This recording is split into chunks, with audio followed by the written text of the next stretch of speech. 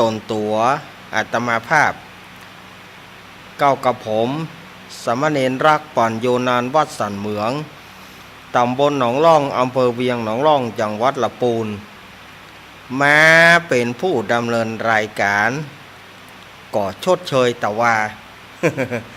แต่ว่าเป็นวันของเฮาแต่ว่าเฮาบ่ว่าง แต่ว่านี่นะเป็นวันของเฮาแต่เป็นรายการของเฮาแต่เฮาบ่ว่างเนื่องด้วยว่าแต่ว่านั่นเป็นวันพระใหญ่เป็นวันอาสาฬหะปูจา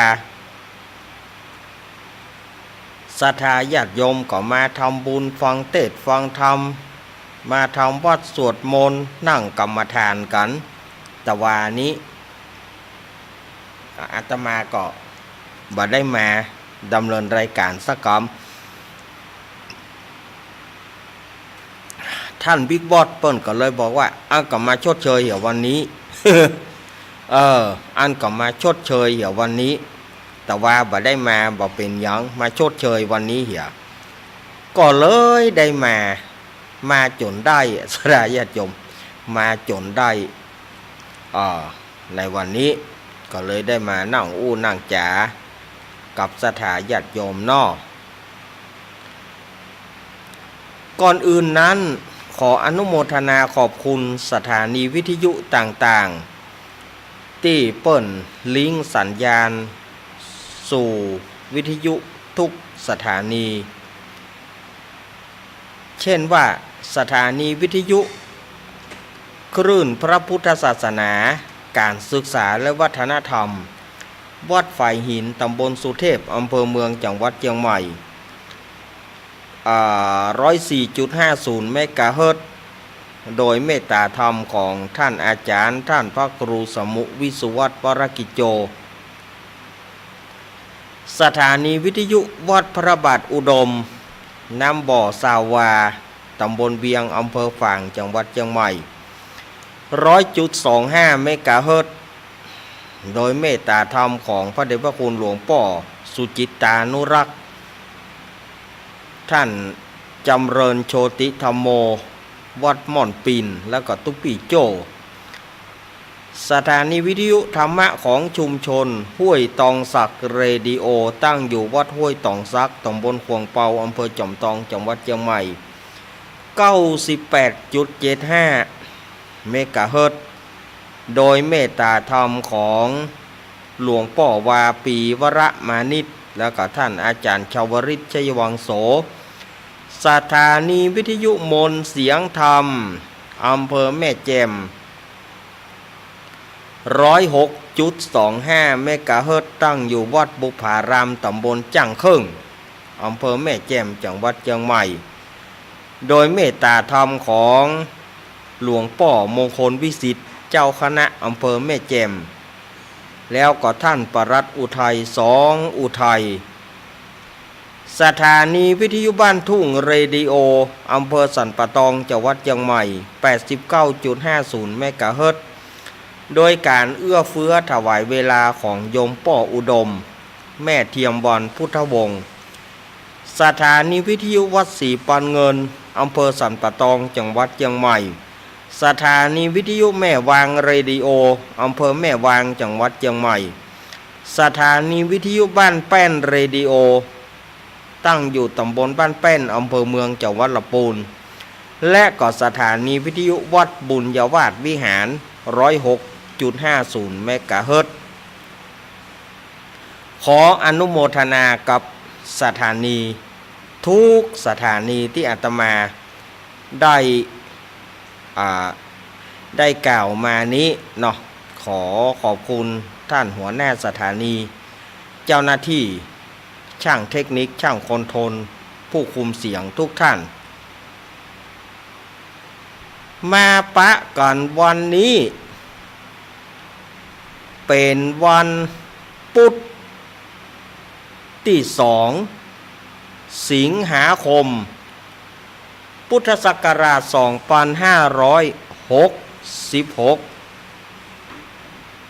เดือน10เหนือเดือน8ใต้ เดือน10หลังเดือน8หลังแฮมมันนี่2ค่ำแฮมมันนี่1ค่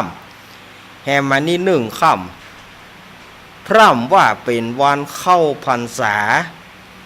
แต่ว่านั้นเข้าพรรษาของพี่น้องชาวบ้านศรัทธาสาธุชนทั้งหลายวันนี้ซึ่งเป็นวันเข้าพรรษาของพระเนนวันนี้ตอนค่ำๆนี้พระเนนก็จะได้ร่วมกันอธิษฐานเข้าพรรษาจำพรรษาอยู่อาวาส วัดไผ่วัดมันเป็นเวลา3 เดือนท่วนไตรมาสถ้าจะไปไหนถ้าจำเป็นก็ต้องมีการสันตหกรณีมีการสันตหะมีการลาไปอย่างวันนี้อาตมาจบรายการปุ๊บอาตมาก็ต้องปิกเมื่อจบรายการปุ๊บก็โชเฟอร์จะมารับเพราะว่าอาตมาก็จะไปอธิษฐานเข้าพรรษา วันนี้นี่เกียมดอกเกียมดวงไว้หั่นละเกียมดอกเกียมสวยสู่มาพระเนนในวัดในวาก็ได้สู่มาเจ้าอาวาสพระเนนอธิษฐานเข้าพรรษาก็เดี๋ยวอาตมาจบรายการนี้ปุ๊บก็จะได้ฟังไปอย่าง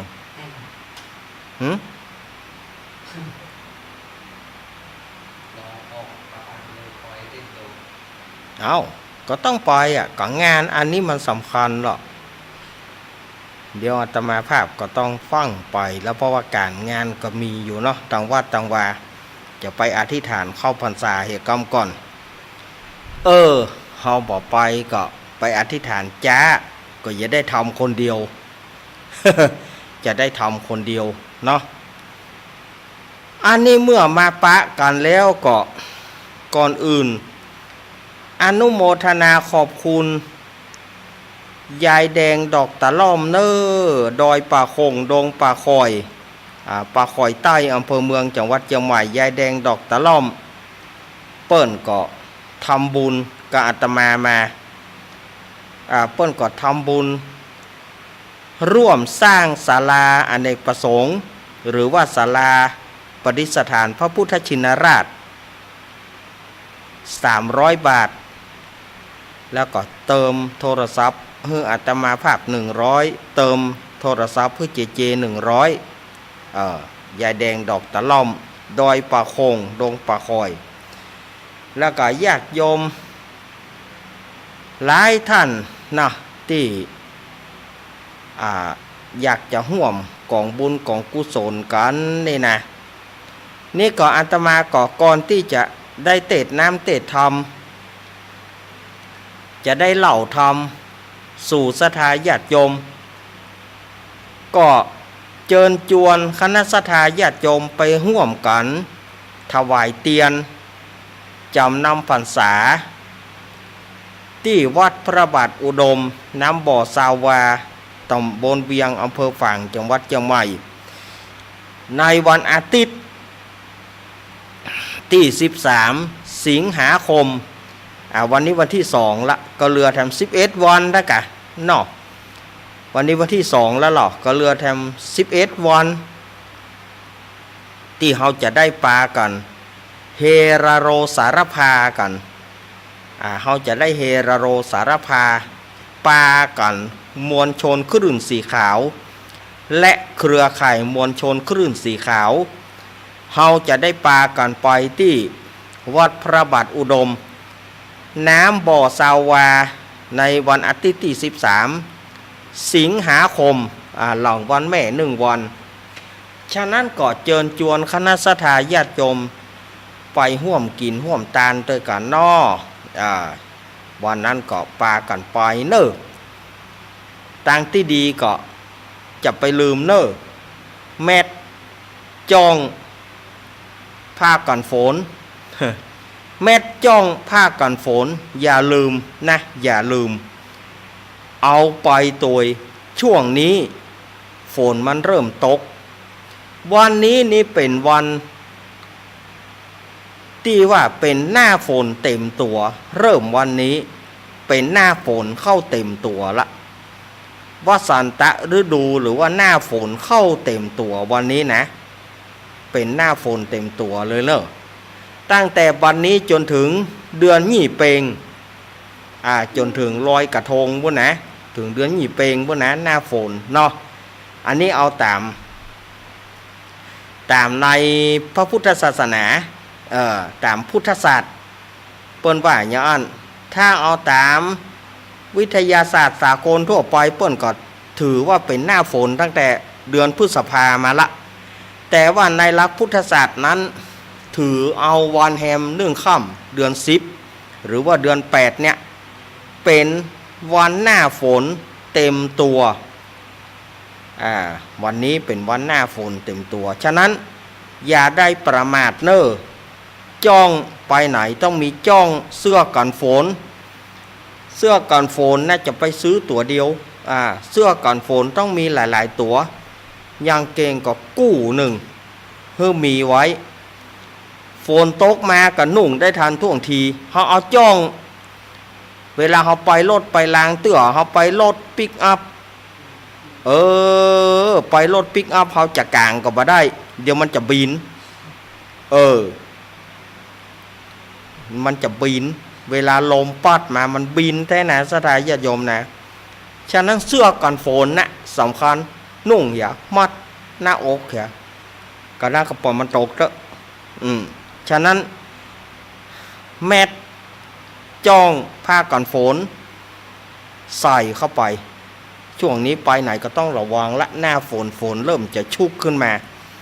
ฝนเริ่มจะชุกฝนเริ่มจะหนักขึ้นมายิ่งวันนี้เป็นหน้าฝนเต็มตัวก็ยิ่งต้องระมัดระวังฉะนั้นก็เชิญชวนคณะสัตยาติโยมที่จะไปร่วมกันก็เกียมเนี่ยแล้วก็ที่สำคัญห่อข้าวตัวเหี้ยอยากเมื่อใดกินเมื่ออันอยากเมื่อใดกะเตกินเฮาจริงเนี่ยเปิ้นก็มีนะเปิ้นก็มีหงทานเปิ้นก็มีอย่างเขาก็เกียมเข้าไปเกียมไปไว้ห้านะมันไม่ใช่เสียหายเกิดว่าเขาไปบัดถึงเตื้อเข้าไงบัดได้กินเตื้อก็เอามันใส่มันห้านะเนาะวัดพระบาทอุดมเปิ้นจะไปตานห้วยงูก่อนนี่กะห้วยงูนอยก่อนนี่กะได้ยินว่าตี 5เกิงไปจุกันที่ปั๊มน้ำมันปตท.แม่ริมวันนั้นนะได้ยินหลวงลุงก็ประกาศท่านบิ๊กบอสก็ประกาศเนาะว่าเฮ้อไปจุกันรถทุกการที่ไปเนี่ยเฮ้อไปจุกันที่ปั๊มปตท.แม่ริมแล้วก็จะได้ปากันไปที่ห้วยงูก่อนวัดห้วยงูในซึ่งเป็นบ้านซึ่งเป็นวัดของโยมแม่กนกพิษชัยนาแม่บุญปานเขาห้วยงูแล้วก็ปิกมาถวายทานที่วัดพระบาทอุดมแหมรอบหนึ่งฉะนั้นเราจะทานอยู่2วัดเนาะฉะนั้นก็เชิญชวนคณะสัตยาญาติโยมไปร่วมกินร่วมทานด้วยกันเนอะภายที่บ่ได้ไปก็ฟังวิทยุฟังวิทยุเปิ่นจะได้ถ่ายทอดเสียงให้กับสัทธาญาติโยมได้ฟังอันนี้อู้กันไว้ก่อนเนาะสัทธาญาติโยมเนาะอันนี้เขาอู้กันไว้ก่อนว่าปลายภาคหน้านี้เปิ่นอาจจะจัดวิทยุทางออนไลน์วิทยุดิจิตอล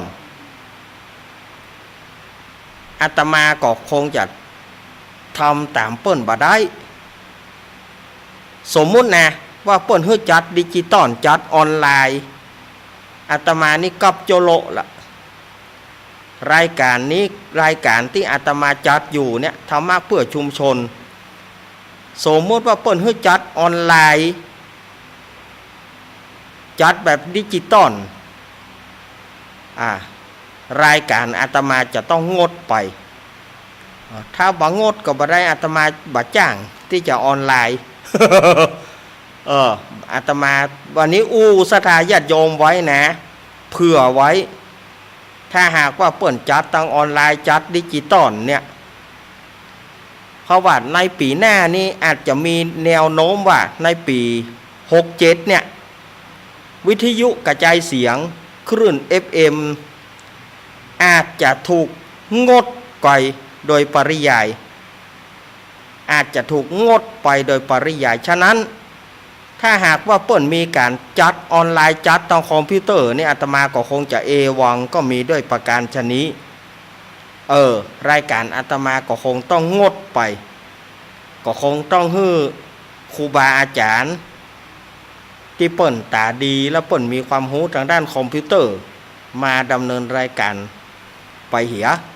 รายการอาตมาคงจะบ่มีอันนี้ว่าไว้ถ้าหากว่าเปิ้นยังเดินหน้าเอาวิทยุหากว่ารายการวิทยุนี่เปิ้นยังบ่งดเตื้อเปิ้นบ่ยุบวิทยุเป็นวิทยุธรรมดายังบ่งดเป็นดิจิตอลเตื้อก็เฮาก็ปะกันเรื่อยๆหากเมื่อใดที่เปิ้นยุบแล้วประจัดแบบดิจิตอลจัดแบบคอมพิวเตอร์ต้องติดตั้งคอมพิวเตอร์ออนไลน์รายการของเฮาก็จะหยุดเพียงแค่นี้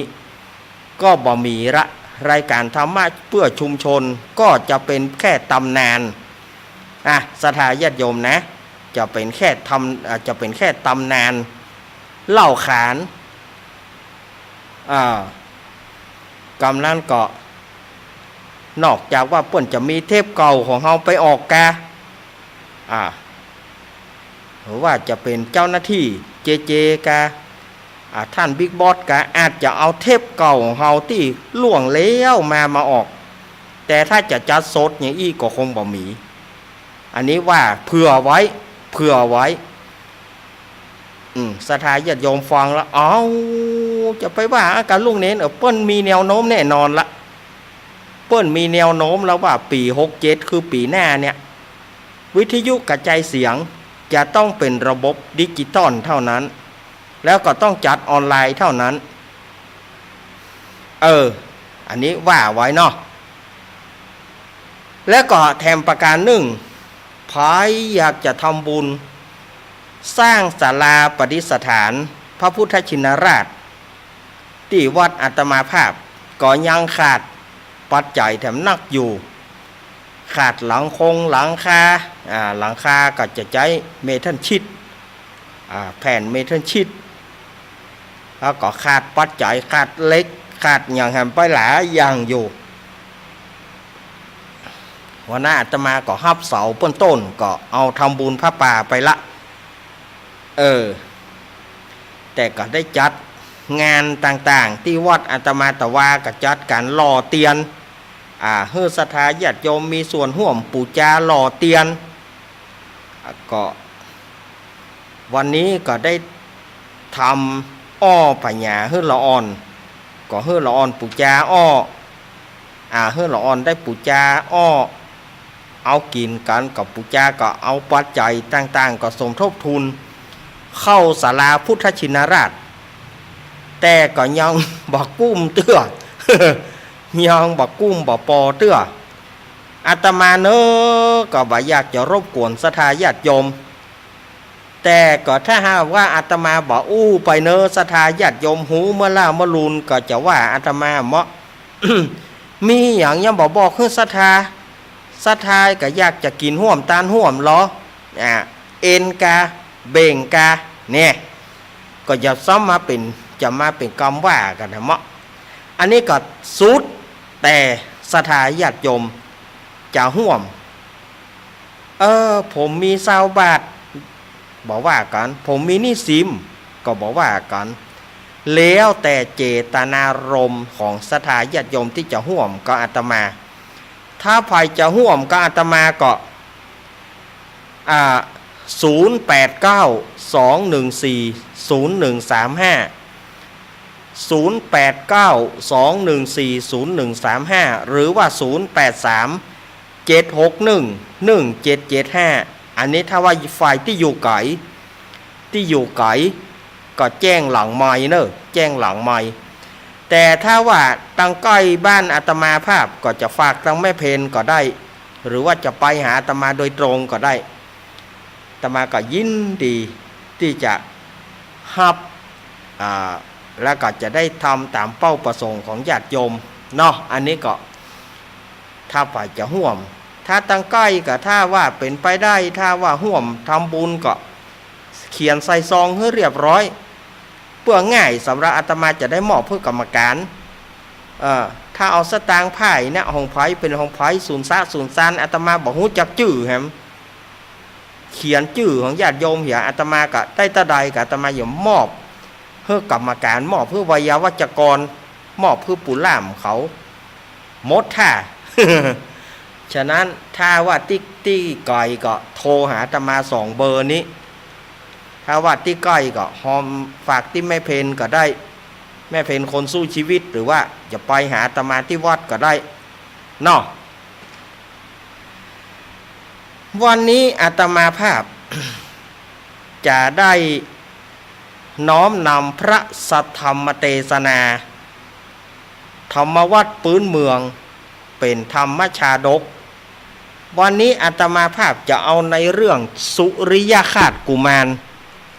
ผูกต้นผูกหนึ่งมาเล่าให้กับศรัทธาญาติโยมมาเทศมาเล่าให้ศรัทธาญาติโยมเจ้าภาพก็รวมกันหมดเนอะ เจ้าภาพก็รวมกันอนุโมทนาเนอะวันนั้นก็อนุโมทนาป้อน้อยเจินแม่จันนวลนายพัดพงษ์นายเทิดพงษ์กันทมูลเปิ้นฝากแม่เพนมาไปตานขันเข้าเพื่อตานหาญาติตั้งหลายก็ได้ฮับหมดแล้วเนอะป้อน้อยเจินแม่จันนวลเนอะบ้านเวียงหนองล่องเนาะนายพัดพงษ์นายเทิดพงษ์กันทมูลเรียบร้อยเนอะ ขออภัยเนอะวันนี้อาตมาภาพก็จะได้นำพระธรรมเทศนาเรื่องสุริยคราสกุมารผูกต้นทำผูกนี้ค่อนข้างว่าจะยาวเนอะดีบ่ดีนี่การเล่านี่อาจจะถึงช่วงที่2ก็ได้ อาจจะถึงช่วงที่2ก็ได้เนาะฉะนั้น อาตมาภาพก็จะใช้เสียงนี้เทศแล้วก็เล่าให้ศรัทธาญาติโยมได้ฟังแต่ว่าอาตมาก็ออกตัวก่อนนะเรื่องเสียงยังแบบปกติเตื้อก็ประมาณ 99.99 มันบัดเต็มร้อยนะ99.99 มันเหลือแห่งเปอร์เซ็นต์เดียวก็ยังมีกะแอมกะไอมีการคันคอยุบยิบอยู่ก็เนี่ยได้มันสังขารธรรมนอสถาญาติโยมโอ้ยมันมาด้วยกันหมดบืดก็หัวเข่าบืดก็แข้งบืดก็ขาบืดก็ไอ ตายมันก็บ่ตาย ใครว่าอย่าโลตายปะก็โป้นตายมันก็บ่ตายเองต้องใช้กรรมอีกโอ้จะฮึ่ใจกรรมอย่าได้เป็นล่ำเป็นเหลือเองต้องใช้กรรมไปอีกเนี่ย ขอเลื่อนได้วะฮะปอบ่ตึกเอี้ยบ่กรรมเนี่ย กัดขับกองเมื่อใดก็กรรมเมื่อใดก็กรรมเองต้องใช้กรรมมากกว่าไปฮัดมันก็จะเล่นออกอากาศอาตมาภาพก็ฝอยไปนักแล้วนะทำมันยาวเนอะทำเรื่องสุริยคราสกุมารนี่มันยาวนะอาตมาจะเริ่มเทศและเล่าให้ศรัทธาญาติโยมได้ฟังกันเนาะเจิญลุงหนานเนอะ เจิญลุงหนานอาราธนาธรรมเพื่อกำเนอะโหมาเลยตูนอกเอ็นตนภาพตรงเต้นกระดานทองทำอันใดที่ทัดทองเป็นโกงแห่งนักปราชญ์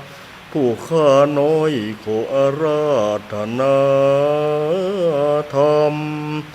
ธรรมังอนุกรรมปิมังปัจจังอาราธนังกัลโลมะนิมนต์เนอขอบคุณลุงแหนเนอ นิมนต์เลย นะโมตัสสะภะคะวะโตอะระหะโตสัมมาสัมพุทธัสสะ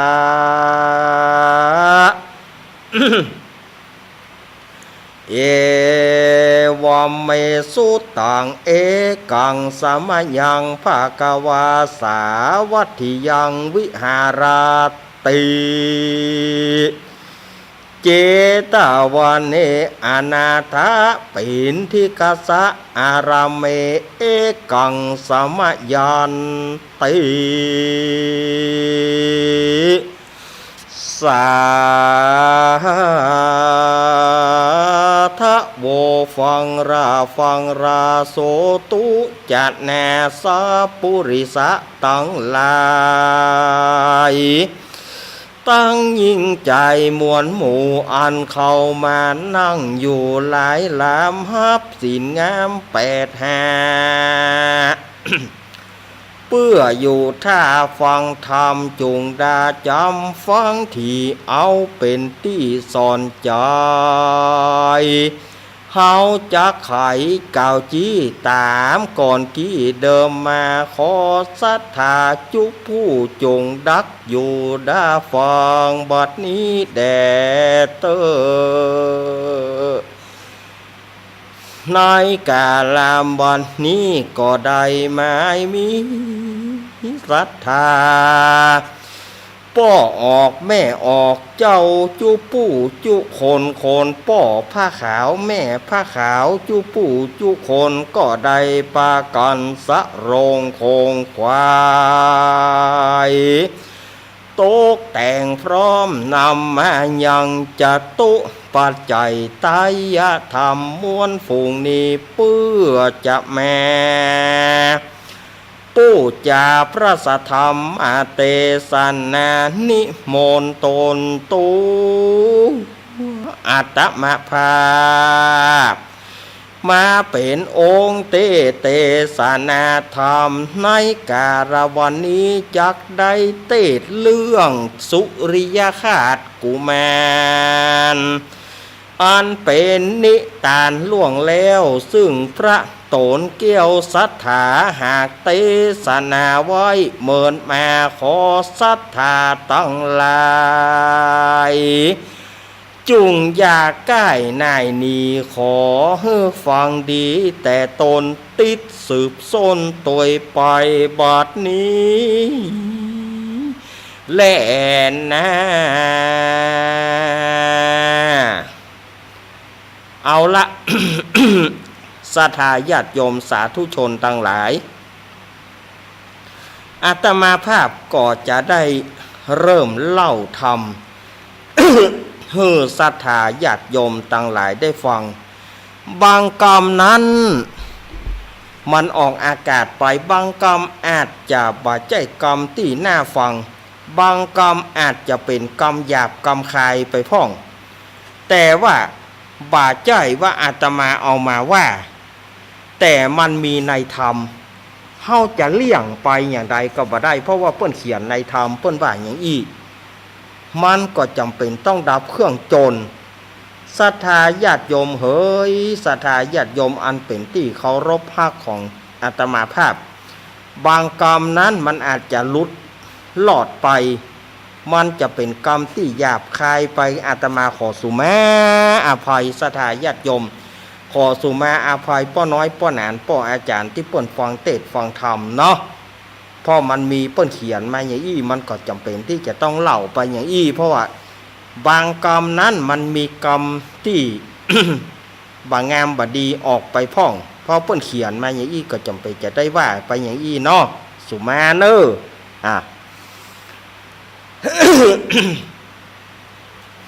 เอวเมสุตังเอกังสมยังภควาสาวัตถิยังวิหารติเจตวันเนอนาถปินทิกสะอารามเมเอกังสมยัน ในกาลในสมัยนั้นองค์สมเด็จพระสัมมาสัมพุทธเจ้าของเฮาอันนี้พระอานนท์เพิ่นว่า พระอานนท์เปิ้นว่าสมัยเมื่อองค์สมเด็จพระสัมมาสัมพุทธเจ้าของเฮาเปิ้นประทับอยู่ที่พระวิหารเชตวันในกรุงสาวัตถี พระพุทธเจ้าเปิ้นได้เล่าให้ผมฟังว่าอย่างอี้อันนี้พระพุทธเจ้าเปิ้นได้เล่าให้พระอานนท์พระอานนท์เนี่ยเป็นยอดแห่งครังยอดแห่งความจำพระพุทธเจ้าจะไปเทศที่ไหนก็จ้างต้องมาเทศให้พระอานนท์ฟัง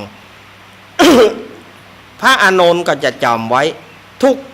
เนื้อถ้อยกระทงความโอ้โหเนาะอาตมาขอเป็นพหุสูตรเกิดมาภาวะจาติใดก็ขอเป็นพหุสูตรเหมือนพระอานนท์เนี่ยเนอะมีความจำเป็นเลิศเนาะพระอานนท์ แต่ว่าเปิ้นได้สำเร็จอรหันต์หลังจากที่พุทธเจ้าปรินิพพานได้หลายปีอยู่เปิ้นจึงจะได้สำเร็จธรรมเนี่ยพระอานนท์นะเพราะว่าเปิ้นเมาอุปถากพระพุทธเจ้าพระอานนท์ว่า ในสมัยนั้นองค์สมเด็จพระพุทธเจ้าเปิ้นเล่าให้ผมฟังว่าอย่างอี้เนอท่านทั้งหลายในสมัยที่พระพุทธเจ้าของเฮาประทับอยู่ที่พระวิหารเชตวันในครั้งนั้น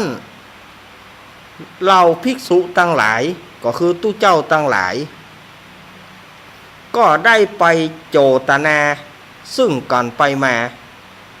คำว่าโจตนานี่ก็คือว่าตู้เจ้าทั้งหลายก็ปากันอู้กันจากันซึ่งกันไปมาเพราะว่าไปโจตนากันยามนั้นภิกษุทั้งหลายหรือว่าตู้เจ้าทั้งหลายก็ได้อู้กันว่า ท่านอาวุโสพระเทวทัตมันตึงหนีบ่โป้นนะถ้ามีเรื่องพุทธเจ้าก็ต้องมีเรื่องพระเทวทัตเปิ้นเรียกว่าพระเอกกับตัวโกงเปิ้นเรียกว่าถ้าเป็นตัวละครก็คือพระเอกกับตัวโกงมันตึงเปิดท่าไม้เบื่อไม้เมากันระหว่างพุทธเจ้ากับพระเทวทัตเนี่ยพวกเขาว่าพระเอกกับตัวโกงสดาญาติโยมถ้าเป็นละครนะเขาจ้างฟังละครก็ดีพอหนังก็ดีพอละครทีวีก็ดีมีพระเอกก็ต้องมีตัวโกงตัวโกงเนี่ยแกล้งพระเอกกุยังเหมือนพระเทวทัตปองจะฆ่าพุทธเจ้ายามนั้นตู้เจ้าก็มาอู้กันว่าท่านอาวุโสเฮย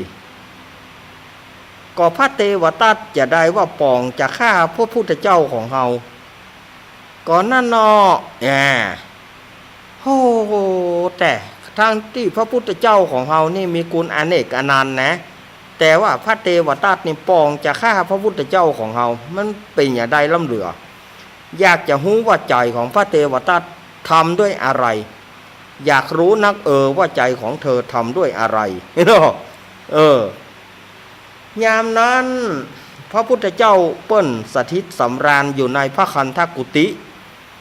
ก็คือบนโฮงของเปิ้นน่ะ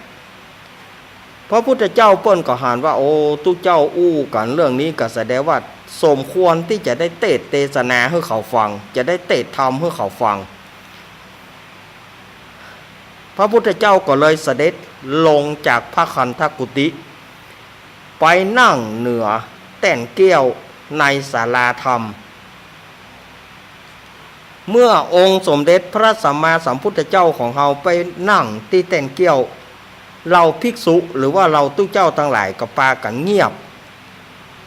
ไม่มีเสียงอะไรทั้งสิ้น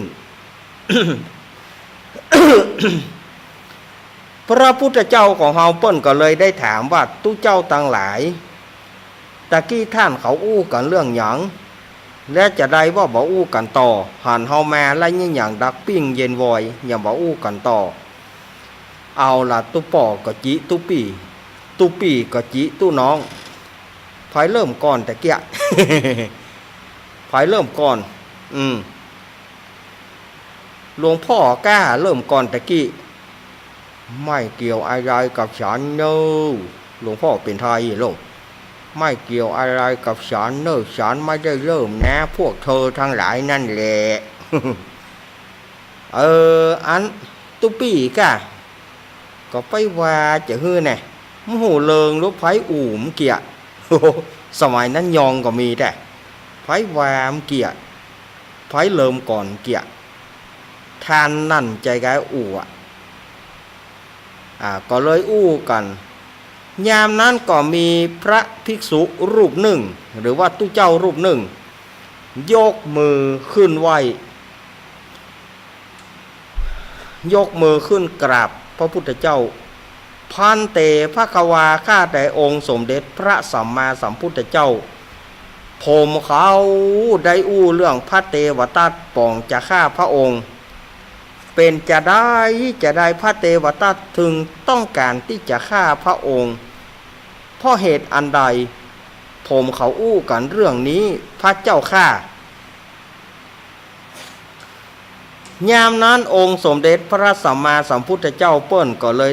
ได้เทศนาว่าภิกษุตั้งหลายหรือว่าตู้เจ้าตั้งหลายปางพระเทวทัตป่องจะฆ่าเฮาไม่ใช่บาใจว่าในชาตินี้ตาอันปางเมื่อก่อนเฮาตวนเตียวในวัฏสงสารเฮาได้เป็นเจ้าสุริยคาตกุมารเทวทัตก็ป่องจะฆ่าเฮามาแล้วเหมือนกันป่องที่จะฆ่าเฮามาแล้วเหมือนกันพระพุทธเจ้าเปิ้นก็ได้เตตยะเปิ้นก็อยู่ในอาการสงบตุนหิก็คืองับปากเขียบ่อู้ละตู้เจ้าตนตะกี้ก็ยกมือขึ้นกราบครั้งหนึ่งเป็นการอาราธนาหรอพันเตภควาข้าแต่องค์สมเด็จพระสัมมาสัมพุทธเจ้าอ่านว่านิทานจัดแล้วปางหลังของพระองค์ข้าพระเจ้าตั้งหลายหรือว่ากระผมตั้งหลายก็ย่อมบอกหูกำเตื้อขอพระองค์ได้เทศนาโพดกระผมเขากำเตื้อพระพุทธเจ้าค่ะ ขอนิมนต์ลูกศิษย์พระมุนีโตขอนิมนต์องค์พระพุทธเจ้าตูนเลิศแล้วขึ้นนั่งอาสนะเต้นเกี่ยวนั่งเรียบร้อยดีแล้วก็ขอนิมนต์เทศนาธรรมสาธุสาธุสาธุอนุกรรมพิมังปัจจังอาราธนังกาโลมาล่ะโอ้ตู้เจ้าตัวนี้เสียงดีแต่ตู้เจ้าวัดไหนฮะเสียงหวานแต่ เสียงหวานเหมือนน้ำเพิ่งเดือนแห่หอกตู้เจ้าวัดไหนหัวหนึ่ง พระพุทธเจ้าเปิ้นก็ได้เริ่มเทศนานะโมตัสสะภะคะวะโตไปเจ้าค่ะหาพระพุทธเจ้าเปิ้นคงจะบ่ได้เริ่มอย่างอี้เนาะบ่ฮู้ เฮาก็เอามาว่าใส่ไข่ใส่นมกันไปพ่อง เมื่อนั้นองค์สมเด็จพระสัมมาสัมพุทธเจ้าเปิ้นก็ได้เริ่มเทศนาธรรมเรื่องสุริยคาตผูกแรกไว้อย่างอีอาติเตกาเลในกาละอันล่วงโพ้นไปแล้วดกอันนี้ภาษาธรรมนะเอาภาษาธรรมเนี่ยเปิ้นว่าอาติเตกาเลภาษานิทานแบบภาคกลางก็ว่าการละครั้งหนึ่งนานมาแล้วถ้าเป็นปื้นเมืองกำเมืองของเฮาก็เมินมาละนี่ถ้าเป็นภาษาอีสานก็บอกว่าโดนเติบแล้วมันมีหลายอย่างนะในภาษาที่เปิ้นอู้ก่อนนั่นนะ สถาญาติโยมว่ามีไผจะอวดหูเจ้าเฮานี่หมีอวดหูอวดลวกอวดเลี่ยมอวดเสียวมันจึงหาไหนบ่ได้ เขาถึงว่าโยกขึ้นมันอย่าโตนเถอะมันถึงเหมือนบ้านเหมือนเมืองงามก็บ่งามอลุยปุยปายงามก็บ่งามเนาะ ในกาละในสมัยหนึ่งยังมีเมืองหนึ่งชื่อว่าเมืองแสงคำนี่มีพระราชาผู้ครองนครชื่อว่าเจ้าพญาสุวรรณเนตรหรือว่าเจ้าพญาสุวรรณเนตรมีมเหสีพระองค์หนึ่งชื่อว่านางปทุมมาหรือว่านางบัวแสงจะฮ้องว่านางปทุมมาก็ได้ฮ้องว่านางบัวแสงก็ได้เนาะอันนี้พระมเหสีของเปิ้นนะชื่อว่านางปทุมมาหรือว่านางบัวแสงฮ้องโดยรวมก็คือนางปทุมมาบัวแสงดีเนาะก็มีพี่น้องมีน้องเบามีน้องพระเจ้าสุวรรณเนตรมีน้อง2 คนซึ่งเป็นอุปราชถ้าหากว่าพระเจ้าสุวรรณเนตรล่วงลับดับผ่านไปน้องถึง2ก็จะได้ขึ้นครองราชย์อีหลอบเปิ้นกะวางแผนกันไว้เรียบร้อยนะกิจการศึกใดน้องถึง2ก็รับอาสาพญาสุวรรณเนตรก็บ่ได้ไปละบ้าน ในครั้งหนึ่งนั้นนางปทุมมาบัวแสงก็ได้สุบินนิมิตนอนหลับอยู่นะได้บรรทมหรือว่านอนหลับอยู่ในกลางคืนนั้น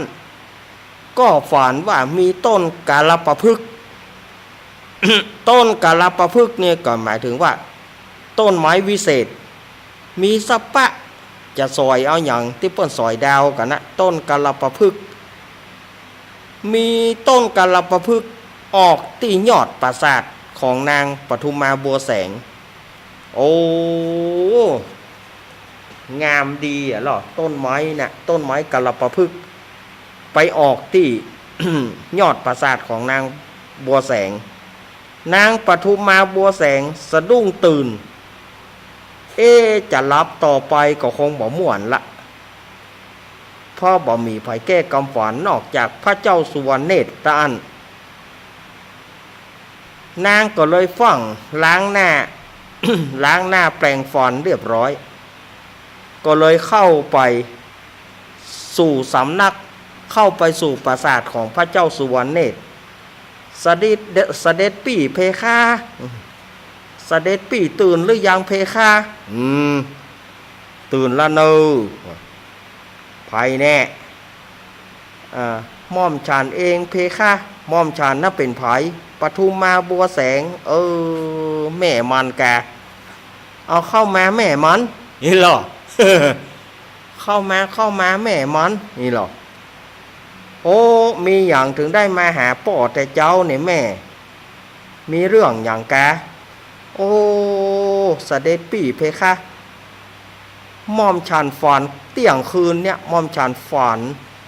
ว่ามีต้นกาลปพฤกษ์ออกกลางยอดปราสาทของม่อมฉันสะดุ้งตื่นม่อมฉันบอกว่านิมิตฝันเนี่ยจะเป็นดีหรือว่าหายเพคะขอเสด็จปี่ช่วยแก้กำฝันให้ม่อมฉันกัมเตอร์เพคะการเดียวกันเนอแม่มันโอ้แม่มันบัดล่างจะได้ลูกเขียก้าอีหรอ แม่มันบัดล่างว่าจะได้ลูกเขียก้าหา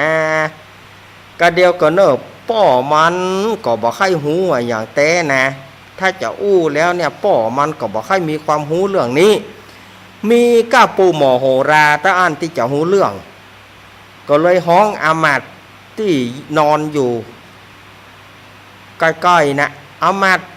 ไปเสนาอามาตย์พระเจ้าข้าไปฮ้องหมอโหรามากำล้อโปรดอามาตย์ก็บ่งงบ่ง่างเนาะไปเปียวก็ไปฮ้องหมอโหราเนาะ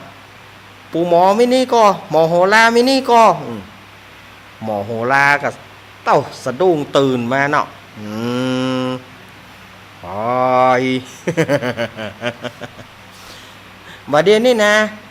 เจ้าเหนือหัวฮับสั่งเฮ้อหมอโหราเข้าเฝ้าด่วนใบเมื่อใดไปบาเดียวเนี่ยขัดใจบุยว่ะเต้าหมอโหรางมขี้ตาหน้าก็บ่ได้ล้างขอล้างหน้าก็ได้ว่าบาล้างไปบาเดียวเนี่ยมื้อนี้ก็ไปเฮงเปิ้นเหลือเนาะเจ้าเหนือหัวสร้างด่วนบ้านไปอย่าฟอนคอหมอโหรานะเต้าหมอโหราไปอ่ะ หน้าก็บ่ได้สวยบังงังเนาะเปียได้แป้นเนี่ยก็ปิดจะได้ญาติโยม แป้นกับดินสอนั่นนะดินสอนี่เขาคนเมืองเขาว่าปิดอีหรอกอมได้แป้นกับปิดเถียไปเต้าบังงังเอามาหมุนนั่นก็ขาใจหมาเห่าส่งขึ้นไปถึงปราสาทของพระเจ้าสุวรรณเนตรก็ขึ้นไปแล้วมันมาขันลับอ่ะเนาะงักเงกอ๋อนี่ยะหาเนี่ยไม่หมดเงามีอะไรให้ข้าพระองค์รับใช้เงาไงขันลับอย่างไปล่ำไปเหลือโอ้ปู่หมอเฮยข้าว่าสู่ไปล้างหน้าอย่าไปล้างหน้าล้างตาให้เรียบร้อยไปแล้วก็มาไปยังอู้ก่อนบอกหูเรื่องละไปล้างหน้าล้างตาก่อนเงาไงข้ารับผู้บ่นบอกได้เมื่อเนาะข้ารับบวกกับง่วงเหล้าตะคืนน่ะเนาะตะคืนให้กินไปหลายโกงห้องง่วงเหล้าตัวอย่างตัวลวดแปรงฟันเนี่ยตัวเนอะทราบขี้แห่ข้าจะเป็นลมทราบขี้แห่ข้าจะเป็นลมปู่หมอโหราไปล้างหน้าล้างตาแปรงฟันเรียบร้อยเข้ามาแล้วพระเจ้าค่ะตื่นแล้วบอกเอาลิโพเหี่ยวขวนไปก็ว่าจะเอาฉลามบุ๊กจะเอาหยังคอเคเมนพระเจ้าค่ะลุยหมอโหรานี่ทันสมัยแต่เอากระทิงแดงให้กินก็ว่ากินเอาM100ให้กินก็ว่าจะกินเคแมนก่อนมันแปลงนะกระป๋องละ15กันนะพระเจ้าค่ะว่าพระเจ้าสุวรรณเนตรก็เลยประทานเคแมนให้กระป๋องใส่เข้าไปเนาะใส่เข้าไปสู้ตายพระเจ้าค่ะอีหลอมีอะไรมีสิ่งไหนว่าไปเลยพระเจ้าค่ะหม่อมฉันสู้ตายพระเจ้าค่ะละเคแมนดีดแล้วเนาะ เคแมนดีดละ พระเจ้าสุวรรณเนตรก็บอกว่าว่าดีว่าแต่แม่ละอ่อนข้าฝันนะนางบัวแสงฝันว่าต้นกาลปะพฤกษ์ออกที่ยอดปราสาทว่ามันจะเป็นดีหรือหายหาหมอโหราทำนายให้กำเนิด หมอโหราก็ขีดเกียง59เสียติดกับจาน60เสียการวันเดียว371สุข371โสรีคุรุเสียเสากพัด482สุโขพุทธาเสียสุกปุต1ค่ำจ้างเกี้ยวขึ้นสู่หงคำ2ค่ำฟังธรรมกลางปัจจา3ค่ำล้างมือท่าดากิน4ค่ำนอนไปตินตากแดด5ค่ำผีแวดล้อมป่องเอา6ค่ำลงเหือสำเปาไปกะ7ค่ำเคาะอยู่ท่าคอยโจร8ค่ำสารวนบ่หูเมียน9ค่ำโดนเสี้ยนพญาลาม10ค่ำหาความงามบ่ได้11ค่ำขี้ไร้เกิดเป็นดี12ค่ำบ่มีดีสักหยาด13ค่ำใจย่าปราบจมปู14ค่ำสัทธรูปองหาย15ค่ำถูกผีแม่ไม้ป่องเอาโอ้ขอเดชะพระยามิพลเก้าพระองค์จะได้พระธิดาผู้มีบุญจะได้มาเกิดในไม่ช้านี้พระเจ้าค่ะแล้วก็ภายหลังมาจะมีหลานไว้สืบขกุล จะมีหลานผู้มีบุญจะได้มาอยู่ที่นี่จะได้มาเลี้ยงอาจจะได้มาเลี้ยงตายายพระเจ้าค่ะโอ้ท่านอย่างอี้กะเอาขอบใจเนอะหมอโหราเนอะประธานรางวัลประธานรางวัลให้กับเจ้าหมอโหราเรียบร้อยแล้วก็หวังเฉามาหั่นไปเจ้าค่ะหวังเฉามาหั่นจางหลงเจ้าหูครูบทรงแขกครูบ อันนี้มันเป่าบุญจีนนี่ท่านอาจารย์ หมูอ่ะเขาถึงว่าไปเลยอ่ะ ทรงแขกกำเนิดเขาก็เลยปาปู่หมอโหราปิกหมอโหราก็เลยได้ไปนอนแห่งกรรมหนึ่งไปจะแจ้งกระเดียวเมียห้องลูกล่ะสู้ลูกเนอะเอาแหมลากวายบ่ได้รับแหมลากวายว่ะ โมโหราก็ไปรับไปนอนอยู่ได้แถมประเมินหนึ่งนางปทุมมาบัวแสงเนี่ยก็ทรงขับพระคือทรงพระคันก็คือแมนภาษาภาคกลางว่าท้องภาษาเฮาเมืองเหนือเขาว่าแมนโอ้ส่วนว่าพระเจ้าสุวรรณเนตรนี่นะโอ้แม่มันจะได้ลูกแล้วโอ้ถ้าเป็นลูกพ่อใจจะแปลงหอกแปลงดาบถ้าเป็นลูกไม่ยิงจะแปลงเพียนให้ไว้ปอนไฟอีโลต่อแม่มันอยู่ดีๆเนอะจะไปเนี่ยการนักเนอะลูกแท้งไปนะอีหรอสอนนางปทุมมาบัวแสงเป็นอย่าง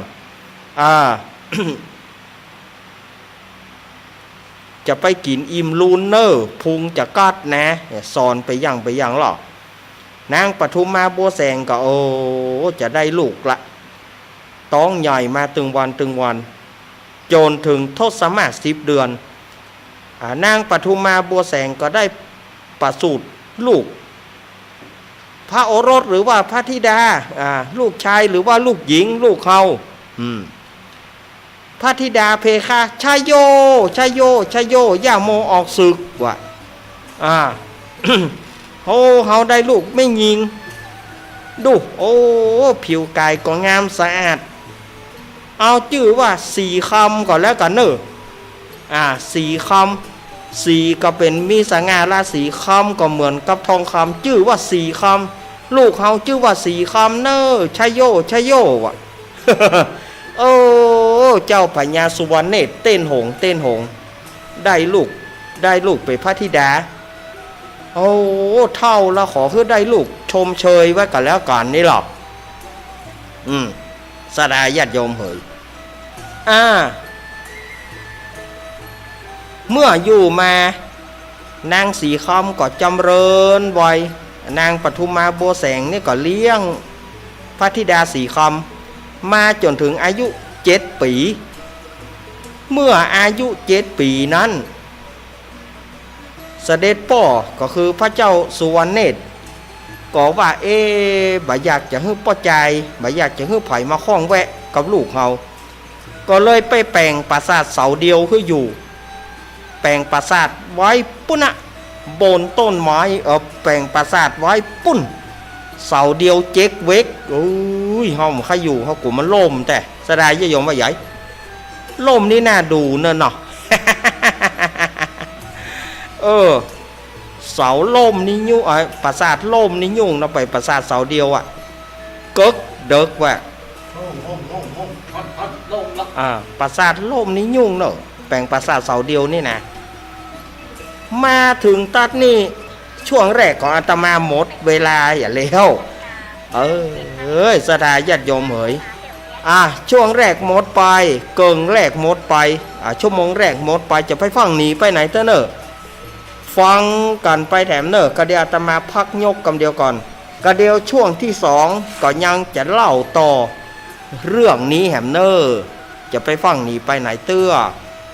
รอกำเดียวอาตมาพักฉันน้ำฉันหนองกระเดียวกันเนอะเจริญปอน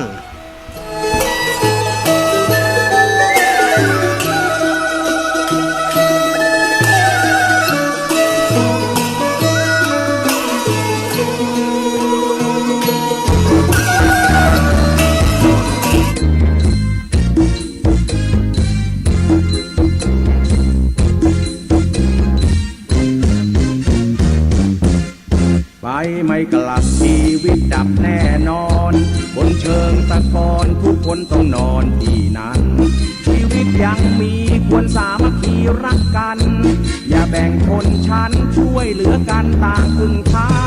หลับไม่ตื่นปลุกไม่ตื่นต้องตายหมอช่วยยังไงก็ช่วยไม่ได้ดอกนาหมดลมหายใจหมดเรื่องต่างๆนานาต่อให้หมอเทวดามาชุบชีวาก็ไม่หายใจฟื้นไม่มีใครทำดีก็ตายดีตอนมีชีวิตสะสมความดีให้มากไว้ยึดเอาธรรมะมาชำระจิตใจสิ้นลมเมื่อไรก็จะได้ไปสู่สวรรค์มีไม่พ้นทุกคนที่เกิดมาเมื่อถึงเวลาก็มรณากันทั้งนั้นมีเกิดมีดับต้องลารับเข้าสักวันอยู่ได้นิรันดร์คือความดีที่ไม่ตาย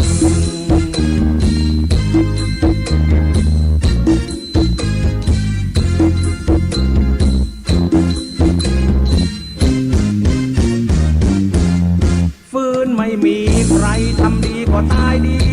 ตอนมีชีวิตสะสมความดีให้มากไว้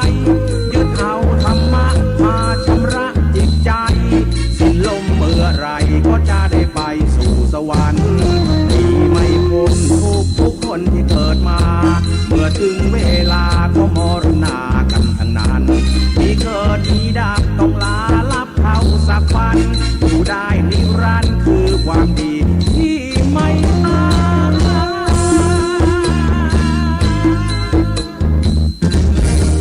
ปีใหม่เทศกาลแห่งความสุขสันต์หรือเป็นวันแห่งความสูญเสียปีใหม่เทศกาลที่ครอบครัวที่อยู่พร้อมหน้าหรือเป็นวันแห่งการจากลาปีใหม่เทศกาลแห่งความสุขหรือเป็นวันที่ต้องทุกข์เพราะฤทธิ์ยาอุบัติเหตุป้องกันได้ถ้าไม่ดื่มสุราไม่เสพยาเสพติดด้วยความปรารถนาดีจากศูนย์อำนวยการป้องกันและปราบปรามยาเสพติด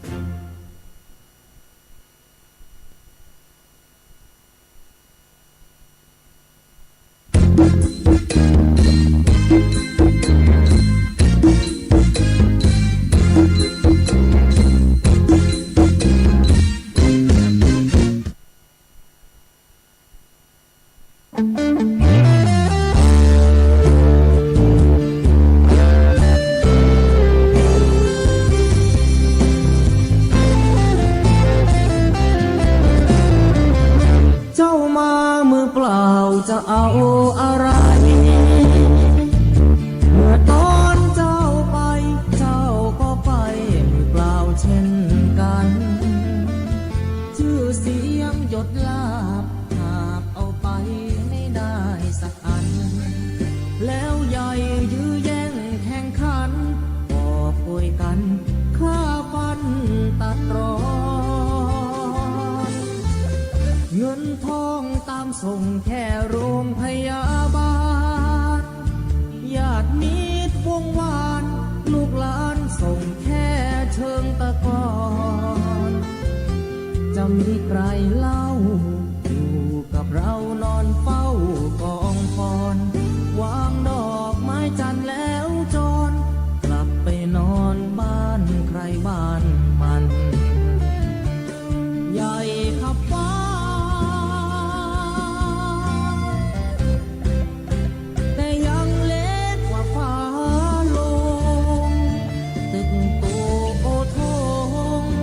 สุดท้ายนอนลงเหมือนกัน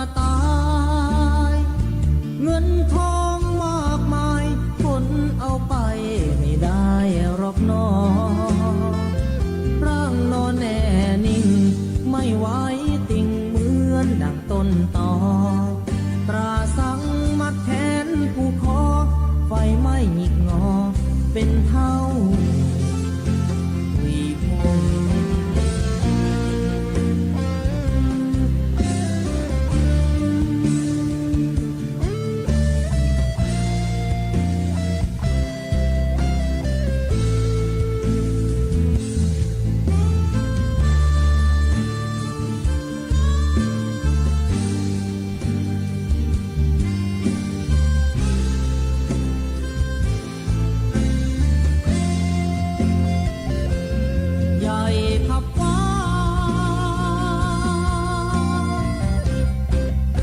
แต่ยังเล็กกว่าฟ้าลงตึกโตโอทงสุดท้ายนอนลงเหมือนกันไปไม่กลับหลับไม่ตื่นฟื้นไม่มีวันชีวิตหลังความตายนั้นนรกสวรรค์ยังรอบาปบุญดีชั่วติดตัวเมื่อตายเงินทองมากมายคนเอาไปไม่ได้หรอกน้อร่างนอนแน่นิ่งไม่ไหวติ่งเหมือนดังต้นตอตราสังมัดแขนผู้คอไฟไหม้หิกงอเป็นเท่าหุยผง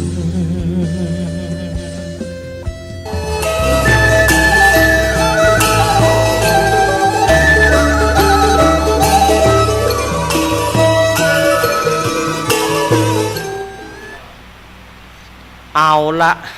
ศรัทธาญาติโยมสาธุชนคนดีเฮาตั้งหลายอาตมาภาพก็ได้พักฉันน้ำเตียวไปเตียวมาต่ำห้องส่งนี่ยืดเส้นยืดสายกรรมก่อนแล้วก็มาเข้ารายการช่วงที่สองเกิ่งหลังของรายการธรรมะรายการสารธรรมยามบ่ายยามแรงวันนี้ก็ดำเนินรายการโดยอาตมาภาพสามเณรรักปัญโยนันท์ก็ได้มาอู้มาจ๋าวันนี้เอาธรรมมาเล่าเฮือสถาญาติโยมโอ้ธรรมยาวแตะยาวว่ากูเตือเนี่ยอาตมาเล่าธรรมบ่ถึงชั่วโมงบัดเดี๋ยวนี้เล่นไปชั่วโมงหนึ่งยังบ่จบยังค้างแหมเกิงบ่เล่นสถาญาติโยมว่ะโอ้เกิงแตะเกิงว่านำเดียวนี่นะยังบอกไปทางใดเตื้อทำผูกนี่ยาวแตะยาวว่าเนอะแล้วผูกต่อไปมันยาวกว่าอาจารย์เอาบอกว่ามานะอันเรื่องยาวนี่รับรองว่ายาวเหยียดเฉียดเมืองใต้ยาวเหยียดเฉียดเมืองใต้รอกำเดียวเนอศรัทธาญาติโยมเฮยเพื่อบ่ให้เป็นการเสียเวลาอาตมาภาพก็จะเล่าทำต่อแล้วเนอตะกี้เล่าถึงไหนเล่าถึงที่ว่านางสีคำอายุได้7 ปีเสด็จป่อคือ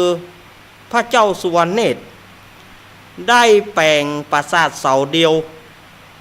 สูง7 จันกันนะปราสาทเสาเดียวเนี่ยนะเจ๊กเวกอยู่บ่เขาปวมันล่มเขาแล้วก็เฮือนางสนมกำนัน500เป็นบริวารปัดโทโมสังโคมันเป็นอย่างญาติกันอยู่อย่างใดปราสาทเสาเดียวนี่ญาติกันอยู่อย่างใดเนี่ยประกวดปราสาทล่มกะ7 จันกันน่ะ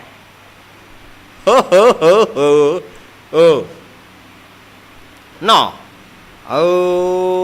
ปราสาทเสาเดียว7 จันนี่นะอาตมาแบบพาธนาไปอยู่รู้อาตมากลัวมันล่มไม่ใช่หยาแล้วก็เอาปี่เลี้ยง500ว่ะนางสนมกันยานะ500อาตมากลัวมันล่มกูกลัวมันล่มกูนะ นางสีคำก็เจริญขึ้นใหญ่มาจนถึงอายุได้16 ปีวันเวลาผ่านไปเหมือนโกหกบัดนี้นางสีคำอายุได้16 ปีอายุได้16 ปีก็เป็นสาวงามละเป็นสาวเปิ้นฮ้องว่าสาวเที่ยวสาวจิตริดเนี่ยเนาะสาวยังอย่างได้เจก็ได้จะได้หมายได้ละเจนี่นะก็ได้หมายแน่ก็เดียวก่อนบ่เอาเจ้าบ่พอกิน มันจังจุกันเสียกับมันเริ่มต้นน่ะใหม่ละเจนี่นะก็เดียวก่อนเนอะ นางสีคำอายุได้16 ปีกำลังเป็นสาวคนเมืองเขาว่าเป็นสาวเที่ยวเป็นสาวเที่ยวสาวเลวเนาะเป็นสาวที่งาม แต่ว่านางสีคำนี้บอกว่าบ่อยากจะได้ผัวนางสีคำนี่นะบ่อยากจะมีสามีไม่อยากจะมีสามีคือว่าบ่อยากจะมีผัวแต่ว่าอยากจะได้ลูกเอาศรัทธาญาติโยมเหยมันศรัทธาญาติโยมเรามาคิดว่าเป็นไปได้ก่อคนเฮานี่บ่อยากมีผัวแต่อยากจะได้ลูกจะมีก่อมันเป็นไปได้ก่อแต่เป็นไปได้บ่ได้หมายว่าศรัทธาญาติโยมฟังไปก่อน นางสีคำเนี่ยกึดใจว่าบ่อยากจะมีสามีบ่อยากจะมีผัวแต่ขอให้ได้ลูกสักคนหนึ่งไหว้พระอินทร์ตึงวันไหว้เทวบุตรเทวดาขอให้ได้ลูกสักคนหนึ่งซึ่งเป็นลูกผู้ที่มีบุญญาธิการแต่ว่าบ่มีผัวแต่ขอให้มีลูกก็แล้วกันมันจะเป็นไปได้วะฮะศรัทธาญาติโยมลองช่วยกันกึดเนอะยามนั้นกรรมอธิษฐานของนางสีคำเนี่ยซึ่งอธิษฐานไหว้พญาอินทร์ตึงวันก็ทำให้หินปันธุกรรมพลศรีละอาดอันเป็นที่นั่งของพระอินทร์ตามปกตินั้นที่นั่งของพระอินทร์เนี่ยจะนวลนุ่มเหมือนสำลีนุ่มเหมือนสำลีแต่ว่าวันนั้นที่นั่งของพระอินทร์แข็งเหมือนกับหินพระอินทร์นั่งบ่ได้แล้วก็ไปบ่ปอฮ้อนโกนอยู่หยกพระอินทร์ก็ว่าเกิดอะไรขึ้นกับบัลลังก์ของเฮาหรือว่าไผกึดมาลู่บัลลังก์ของเฮากาหรือว่าอย่างใดกันนี่พระอินทร์ก็พิจารณาแล้วก็ใจติปเนตรใจตาติบส่องลงมาพระอินทร์เนี่ย หรือว่าพญาอินทร์มีตาถึงปันตาศรัทธาญาติโยมพระอินทร์นี่นะพญาอินทร์นี่มีตาปันตาส่องลงมาก็รู้ว่านางสีคำเนี่ยอธิษฐานขอให้มีลูกแต่บอกให้มีผัว พระอินทร์ก็มาพิจารณาแล้วก็เกาหัวลงปิ้นสดาย พระอินทร์ก็มาเกาหัวลงปิ้นสีคำเนาะสีคำอย่างใหญ่กันเนี่ยมาขอที่เปิ้นบ่กวนขอให้มีลูกแต่บ่มีผัวมันจะเป็นไปได้ว่าสีคำคำหนอคำ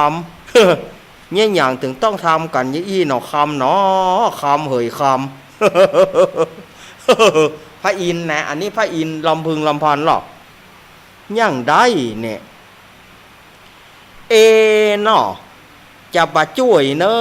โลกก็จะจิติฉินนินทาว่าพระอินทร์บ่มีน้ำใจถ้าช่วยเนอะก็บอกว่าจะช่วยด้วยวิธีใดเนาะคำเหยคำหาที่มันบะจ้องบะใจนี่นะคำนะขอ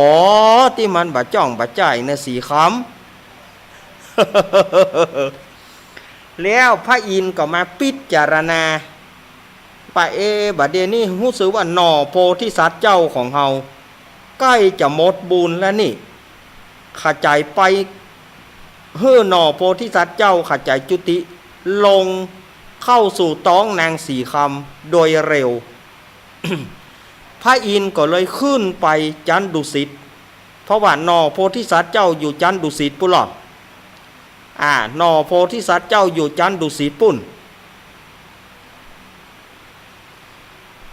พระอินทร์ก็เข้าไปสู่ปราสาทของหน่อโพธิสัตว์เจ้าเมื่อเข้าไปแล้วก็ไปถามว่าท่านผู้หาตุกบ่ได้บาดเดยวนี้ท่านจะจุติแล้วหูก่อท่านจะตายจากสวรรค์แล้วหูก่อผมเนี่ยนะจะตายแล้วกะ ท่านจะตายแล้วท่านจะจุติจากสวรรค์แล้วเอาพระพุทธเจ้าไปที่เปิงเนอบัดถ้าเกิดหยังพูดโทไปใจกะ อย่างเมืองโคนนี่วะฮะเนาะ บอกฮู้แน่บอกฮู้แน่ท่านจะจุติตายแล้วบัดเดี๋ยวนี้ท่านจะไปเกิดที่ไหนผมก็ยังบอกฮู้เด้อแน่พระอินทร์ผมก็ยังบอกฮู้เด้อว่าจะไปเกิดที่ไหนขาใจบัดเดี๋ยวนี้นางสีคำกำลังต้องการลูกท่านจงไปเอาปฏิสนธิกำเนิดในท้องนางสีคำด่วนจีไปรษณีย์จ๋าเร็วๆแล้วก็เดี๋ยวนี้เวลานี้ยามนี้บัดนี้ด้วยเข้าใจไหมเข้าใจแล้วพระเจ้าค่ะว่าแล้วพระอินทร์ก็ปิกคืนสู่เวชจยนตปราสาทจันสวรรค์จันดาวดึงส่วนนอโพธิสัตว์เจ้าก็จุติเอาจุติเป็นผีปุ้งใต้หรือว่าผีปุ้งเศร้าปุ้งลงมาเข้าสู่ท้องนางสีคำทันทีก็นั้นนางสีคำนี่ก็เริ่มเพราะว่าหน่อโพธิสัตว์เข้าปฏิสนกำเนิดก็ทำให้แหวอ้วแหก อยากจะกินกะส้มโดอยากจะกินกะส้มนี่กินตะใดตึงบ่ปอมักส้มนางกัญญานางสนมกัญญากับพระธิดาเพคะเนี่ยอย่างพระธิดาถึงชอบเสวยส้มเฮาก็บ่ฮู้เหมือนกันปี่เฮยเฮาก็บ่อาจที่จะฮู้เหมือนกับว่าเนี่ยอย่างเฮาถึงมักส้มบัดเดี๋ยวนี้บัดตื่นดองกำลังนี่นะบัดตื่นกำลังเปิ้นเอาดองอยู่บัดตื่นกำลังนักอยู่นะเพคะเอามาให้เฮากำนางก็เสวยบัดตื่นดองนะบัดม่วงกะบัดตื่นกะคองที่เป็นส้มนะนางชอบนางสีคำชอบเขาก็มาหานะพระธิดาเนี่ยได้เป็นเปิดเป็นเหลืองแล้วก็ไปบ่ปออ้วแห้งแล้วก็ชอบกินส้มบัดล่างละกะพระธิดาทรงคานละกะบัดล่างว่าทรงคานเหี่ยกะป้าแล้วพระธิดาไปอยู่กับไผนางสนมกำนันก็ถามนะว่าแล้วพระธิดาไปมีไปอยู่กับป้าใจคนใดป้าใจคนใดมาแอบมาแฝงก็บ่มีป้าใจคนใดก็บ่มาแอบมาแฝงเฮาป้าใจคนใดก็บ่มาเป็นกู้เฮาแล้วพระธิดาจะทรงพระคานได้อย่างไรเพคะนางสนมกำนันก็ถามสู่เขามาถามเฮาก็บ่อาจที่จะฮู้ได้นางสีคำว่า เฮาก็บ่อาจที่จะฮู้ได้ที่นี่ก็มาถึงนางปทุมมาบัวแสงนางปทุมมาบัวแสงนี่ก็ว่าอีน้อยสีคำตามกูเตื้อนี่มาหาแม่มันว่างนี้มันอย่างบ่มาหาแม่มันป้อจะได้เป็นเดือนแล้วบ่มาหาแม่มันสงสัยมันบ่สบายจ้ะอีมูสนมกำนันมูนั่นก็บ่มาบอกบ่มากล่าวอย่างใดกันในอีน้อยมันเป็นอย่างเฮาควรไปให้อีน้อยพอเหรอว่านางปทุมมาบัวแสงก็ข้าขึ้นไปปราสาทนางสีคำเมื่อขึ้นไปปราสาทนางสีคำก็ไปหานางสีคำเป็นเปิดเป็นเหลืองไปบ่ปอต้องใหญ่นางปทุมมาบัวแสงก็เลยอีน้อยเนี่ยอย่างมึงถึงเป็นอย่างมึงเป็นไข้เป็นอันหยังเป็นอันหยังแม่ลูกบ่ได้เป็นอย่างลูกเพคะเสด็จแม่บ่เป็นอย่างจะได้เป็นเปิดเป็นเหลืองแล้วก็ต้องใหญ่ตัวบอกแม่นะมึงไปมีความสัมพันธ์กับไผมาอยู่กับมึงนี่นางสนมกำนันกับพ่อบ่พออีมุนี่จะยับเคียนหมดม่อมชันก็บ่หานไผนะเพคะแล้วบ่หานแล้วลูกกูต้องได้อย่างใดสีคำอีน้อยบอกแม่นะถ้าบอกแม่จะเคียนนางสีคำก็เล่าตั้งแต่ต้นว่าลูกตั้งปรารถนาไว้ขอให้ได้ลูก แต่ขอเฮ้อบ่มีผัว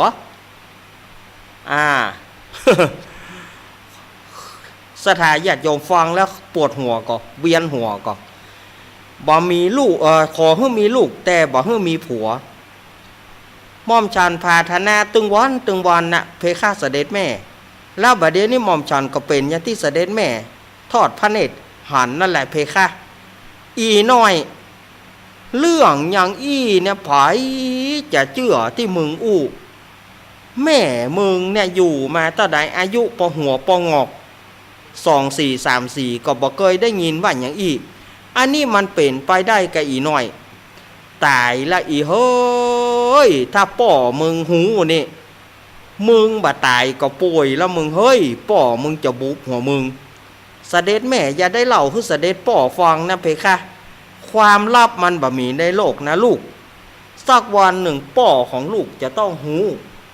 ทีนี้แล้วก็เฮาตึงสองเนี่ยถ้าจะอยู่ในราชวังนี่บ่ได้แน่อีน้อยเฮ้ยมึงทำผิดเหี่ยแล้วมึงทำแสบเหี่ยแล้วเฮ้ยกูอย่างใดเนี่ยฮะมีหลานก็ซ้ำว่าบ่มีป่อเหี่ยเขาจะว่าอย่างใดกับอีน้อยตายอีเฮ้ยตายอย่างเดียวตายแน่ทีนี้ต้องตายแน่ไอ้อย่ามาตายล่ำเหลือเนาะ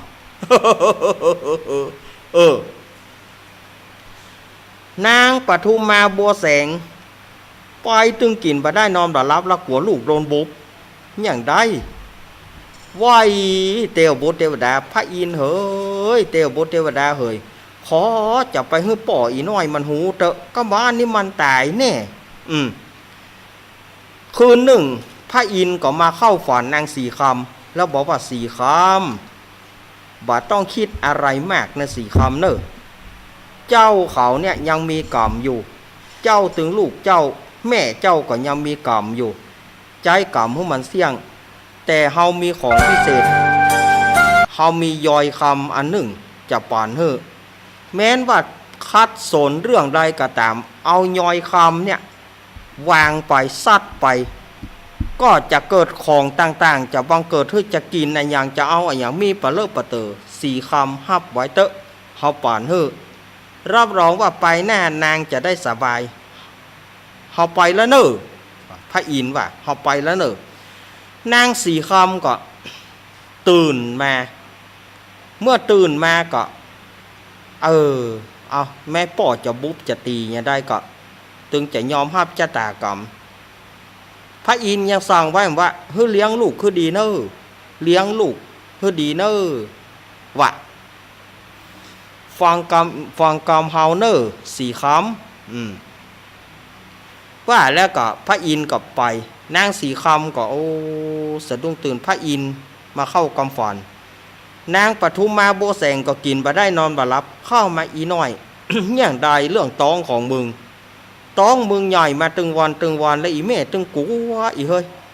อีแม่ว่าไปทำแท้งเหี่ยบ่ลูกบ่ทำไปรีดลูกออกแก่เตอสีคำเหยอีน้อยเหยอีแม่กลัวป่อมึงบุบมึงนะอย่างได้ลูกก็บัดถ้าว่าเสด็จป่อเปิ้นจะฆ่าจะแกงกระจ้างเตอะลูกก็จะยอมรับ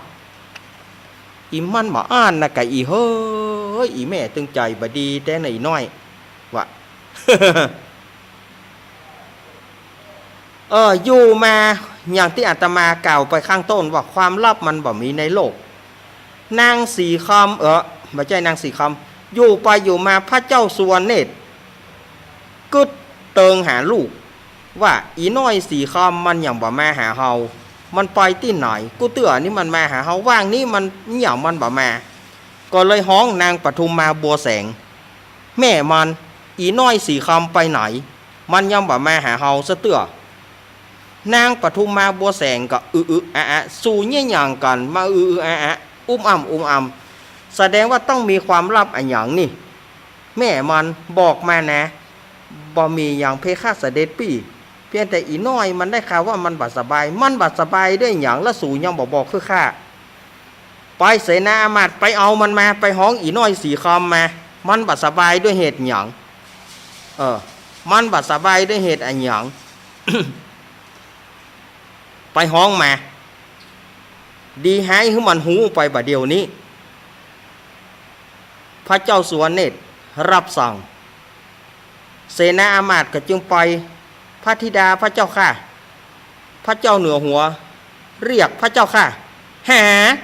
อีป่อห้องเฮาเฮ้ยข้าบัดสบายนะข้าบัดสบายนะบัดสบายอย่างใดพระธิดาต้องไปถ้าพระธิดาบอกไปเจ้าเหนือหัวจะลงโทษเจ้าเหนือหัวจะฟันคอหัวปวดหัวบอกไปก็บ่ได้ราชอาทยาของสมัยก่อนนี่เจ้ามันเปิ้นมีอำนาจเนาะสถาญาติโยมนางสีคำก็จำเป็นต้องไปเมื่อพระเจ้าสุวรรณเนตรทอดพระเนตรผ่านนางสีคำเป็นเปิดเป็นเหลืองแล้วก็ต้องใหญ่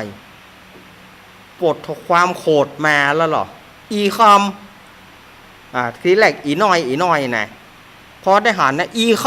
ำอีสุมาเนยญาติโยมนะอีใจแหมอีใจถ้อยอีใจแหมเข้าไส้มึงไปท้องกับไผอีลูกตุปองไปท้องกับใครมาฮะบาเดียวเนี่ยไผมาอยู่กับมึงไอ้กู้ผัวมึงมีไหนห้องมันมากูจะฟันคอตึงกู้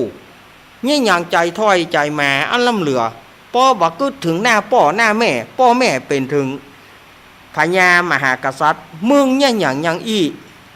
ใจแหมเต้ลูสันดานแหมเต้ลูอย่างใดต้องเป็นอย่างอีฮะบอกมานะ เมื่อนั้นนางสีคำก็เล่าให้ฟังก็ปรากฏว่าพระเจ้าสุวรรณเนตรซ้ำโคตรเหลือเก่าปดทออันเรื่องแต่อียากะเรื่องโกหกปกลมมีอยากมีลูกโดยบ่มีผัวสุมาเนอะพ่อมึงบอกแม่มึงสอนก็ลูกแฮนนะบ่เฮ้ย พ่อมึงบอกแม่มึงสอนภายที่ไหนจะมีอย่างที่มึงว่ากูบ่เชื่ออีนี่ทำงามแน่แต่เนาะมันจะมีดเล่นเหตุดีเหาะมันไปจะได้ล่ำเหลือมีลูกก็บ่เหมือนเปิ้นบ่เหมือนต้านเสือกไปสำซ้อนเสือกไปหากู้หาจูหาเจิงโดยที่บอกอู้ป่ออู้เจือมันจะมีดเล่นละอีนี่นางสีคำก็ให้นางปทุมมาบัวแสงก็ให้ขอเสด็จปี่ลูกมันตั้งกรรมผัดนะสู่ปตั้งมาอู้อีแสงโน่การแหลกนี่แม่มันบัดเดี๋ยวนี้อีแสงละบัดถ้ามาอู้อีแสงตึ้งอีแสงตึ้งอีคำนะกูจะมีดฟันคอหมดอะหมอกใดลำเหลือเซนะอามาตเอาอีแสงก็อีคำเนี่ยไปฟันคอกันเหรอเอามันไปลากมันไปยามนั้นเสนาอามาตย์ทั้งหลายก็ขอว่าขอพระองค์ใจเย็นๆก่อนทรงพระทัยเย็นๆก่อน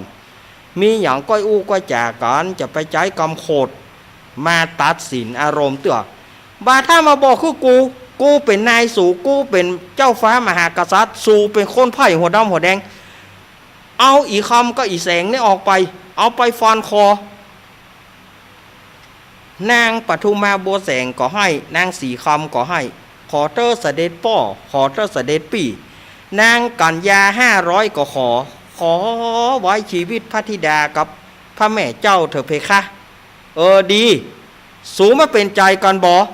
อันว่าไม่ยิงนี่มันต้องเป็นใจกันหมดได้ในเมื่อสู่ตกลงปลงใจกันสู่ประโยชน์แปรเท่ากันทหารเสนาอามาตย์แปลงแปรเอาอีตึงมดเนี่ย500ก็2คนเนี่ยเอาไปใส่แปรไหลน้ำไปวันนี้ห้ามจ้าบาเดียวนี้เลยบาเดียวนี้ว่าเอาเสนาอามาตย์คัดคำสั่งบ่ได้หรอกสมัยก่อนเจ้ามันมีอำนาจเจ้าเปิ้นมีอำนาจสมัยก่อนเพราะระบบสมบูรณาญาสิทธิราชเจ้ามีอำนาจคนเดียวว่าบ่ได้คัดคำสั่งบ่ได้เจ้าจะฟันคอหัวจำเป็นที่จะต้องไปแปลงแปรเมื่อแปลงแปรแล้วก็ลากนางตึงนางสีคำนางปทุมมาบัวแสงแล้วก็นางกัญญา500เอาใส่ในแปรยูไปยูไป เขาก็ยูแปรก็ไหลแล้วล่องสดายญาติโยมแปรนั่นก็ไหลน้ำไปเสียงโกละหนเสียงห้องเสียงหุยเสียงไห้ดังระงม นางสีคำก็เสด็จป่อเสด็จป่อเสด็จป่อลูกกำลังจะมีหลานนะลูกกำลังจะมีหลานบาลานบาเลินยังอ่ะอีลูกตุปองไปท้องกับใครมาบาได้ความอีมุนี่ไว้ก็เลี้ยงไว้ก็เสียเข้าสุกไปยูแปรไปพอยูแปรไหลอย่างอันสถานญาติโยมปรากฏว่าเกิดอัศจรรย์แบบที่บ่คาดคิดมาก่อนอยู่ๆก็มีเมฆฝนตั้งเขามาตกเกิดวาตภัยเกิดลมขึ้นมาเกิดพายุฝนลมฟ้าแมบตั้งแต่เหนือจนถึงใต้ฟ้าตั้งเหนือก็ตึงตั้งใต้ก็ตึงวันออกก็ตึงวันตกก็ตึงเจ้าพญาช่วยหน่อยซอยคอยแน่ซอยคอยแน่วะเปลว่าเจ้าพญาสุวรรณเนตรนี่เป็นลาวเนาะซอยแน่วะหล่นไปทางใดฟ้าก็ไหลตัว หล่นเข้าปืนเตียงฟ้ากับโตยผ่าคำ ฟ้ากับโตยผ่าปืนเตียงตั้มหล่นเข้าไปทางใดฟ้ากับผ่าเอาผ้าเข้ากลุ่มกับลุมฟ้ากับโตยอยู่ ฟ้ากับโตยปั๊มปุ่มปั๊มปุ่มปั๊มอย่างอันเราเหลือเอากล่อมค่าได้ฮะเนาะสถานญาติโยมว่าอันเราเหลือเอากล่อมค่าได้ลูกฟ้าไหลติดอันเจ้าพญาสุวรรณเนตรเจ้าพญาสุวรรณเนตรหล่นเข้าปืนปราสาทนะหล่นเข้าปืนปราสาทฟ้าก็ยังตุยต้มโจรว่าเจ้าพระเจ้าสุวรรณเนตรกลัวแล้วสลบสถานญาติโยมมีเหี่ยวกาขี้กาสุมาเตอ ได้ถึงเหี่ยวถึงขี้ฟ้าแม่ฟ้าห้องฟ้าผ่าเป็นวาตภัยเป็นฝนเป็นลม3 วัน 3 คืนกับสถานญาติโยมเจนจะสงบเมื่อ3 วัน 3 คืนนั้นบ้านเมืองสงบแล้วก็ปรากฏว่าเสาไฟฟ้าโค่นต้นไม้ต้นตอกโค่นปราสาทราชมนเทียนอย่างก็โค่นหลังคาปึ้งราคาอย่างบ้านจองห้องหอของพี่น้องเจ้าบ้านจองห้องหอของประชาชนทั้งหลายก็บ่มีปิวเบอป้อหลวงกับประกาศภัยหลังคาภัยหายมาเอากระเบื้องประกาศไปถึงวันจนเรียบร้อยแล้วก็พอลืมกึดถึงพระเจ้าสุวรรณเนตรเขาก็ว่าเจ้าเหนือหัวเขาไปไหนบะเดียวนี่วะเจ้าเหนือหัวเขาไปไหนเขาก็ไปเสาะหาตำบลปราสาทก็บ่มีเขาไปหาปืนปราสาทไปหันใส่พระเจ้าสุวรรณเนตรบ่มีสถานญาติโยมขี้แตกเหนียวแตนมันกลัวรับสลบคำตีเขาก็ฟังปากันเอิ้นกันเอามาเอาผ้าอย่างหื้อนุ่งแล้วก็ยาหอมยาอมยาดมยามองเอาเข้าตนพระเจ้าสุวรรณเนตรพระเจ้าสุวรรณเนตรคืนมาเอาเป็นยังห้อมตายเตื้อกาวะบ่ตายเตื้อพระเจ้าข้าวะแล้วก็บัวแสงกับอีสีคำไปไหนวะเอาก็พระองค์สั่งให้เอาไปใส่แปรยูแปรไหลไปพวกตายกันยังหมูเจ้าสุวรรณเนตรเนี่ยเพราะความโกรธความโคตรของเฮาไผ่แห้มก็บอกฟังเอาลูกเอาเมียเฮาหลายจะเป็นอย่างไรไปเกิดเอาได้ไหวไปเกิดเอาที่ไหนน้ำปัดไปไหลแล้วล่องไปที่ไหนบอกเกิดความกินแหนงให้สถานญาติโยมกินบ่ได้นอนบ่หลับเจ้าสุวรรณเนตรมาถึงตันนี้ทำมันก็มาจบตัดนี่พอดีทำผูกแรกจบตัดนี่พอดีสถานญาติโยมยาวแตะยาวว่าทำเรื่องสุริยคราสกุมารนี่นะเป็นจะได้วันอังคารหน้าก้อยมาฟังต่อเนาะอังคารหน้าก้อยมาฟังทำผูกที่2เนอะปุด2หน้าเต็มสถานญาติโยมคนเหล่าจะโปอิด คนเหล่าจะโปอิดนะอันนี้นี่มาจากตัวเมืองแต่มาจากทำเมืองแต่เลยเนอะนี่นะเต็ม2 หน้า 2 ตาเลยละ เมื่อทำมันจบอาตมาก็จบตะเอียกันเนาะเอาไว้ปะกันใหม่วันอังคารหน้าเนออนุโมทนาศรัทธาญาติโยมที่เป็นเจ้าภาพการเทศน์การทำในเมื่อแรงนี้ก็ขอให้ท่านมีความสุขความเจริญเหมือนกันทุกผู้ทุกคนเนอ นิติตังขีญาสังวนานาวิเศษจาห้องเหตุธรรมมาเตสนาเรื่องสุริยคาตกุมารผูกตนก็บังกรมสมเรศสาเดชสาธุสาธุสาธุฮ่าม่วนกอก ม่วนกอก ม่วนก่อนเนาะสดาญาติโยมป่ะ ขนาดเจเปิดแอร์เฮ้อนะฮ้อนปะโถเฮือแตกเฮือแตนสดาญาติโยมกล้าเล่าหนังเล่าทำนี่นะ2 ชั่วโมงได้ชั่วโมงเกิงพอดีเนอะสดาญาติโยมได้ชั่วโมงเกิงพอดีกาตมาเตะเล่าทำนี่นะโอ้ยาวแตะยาวว่ะทำผูกไหนกับบะยาวตะอีลำเหลือ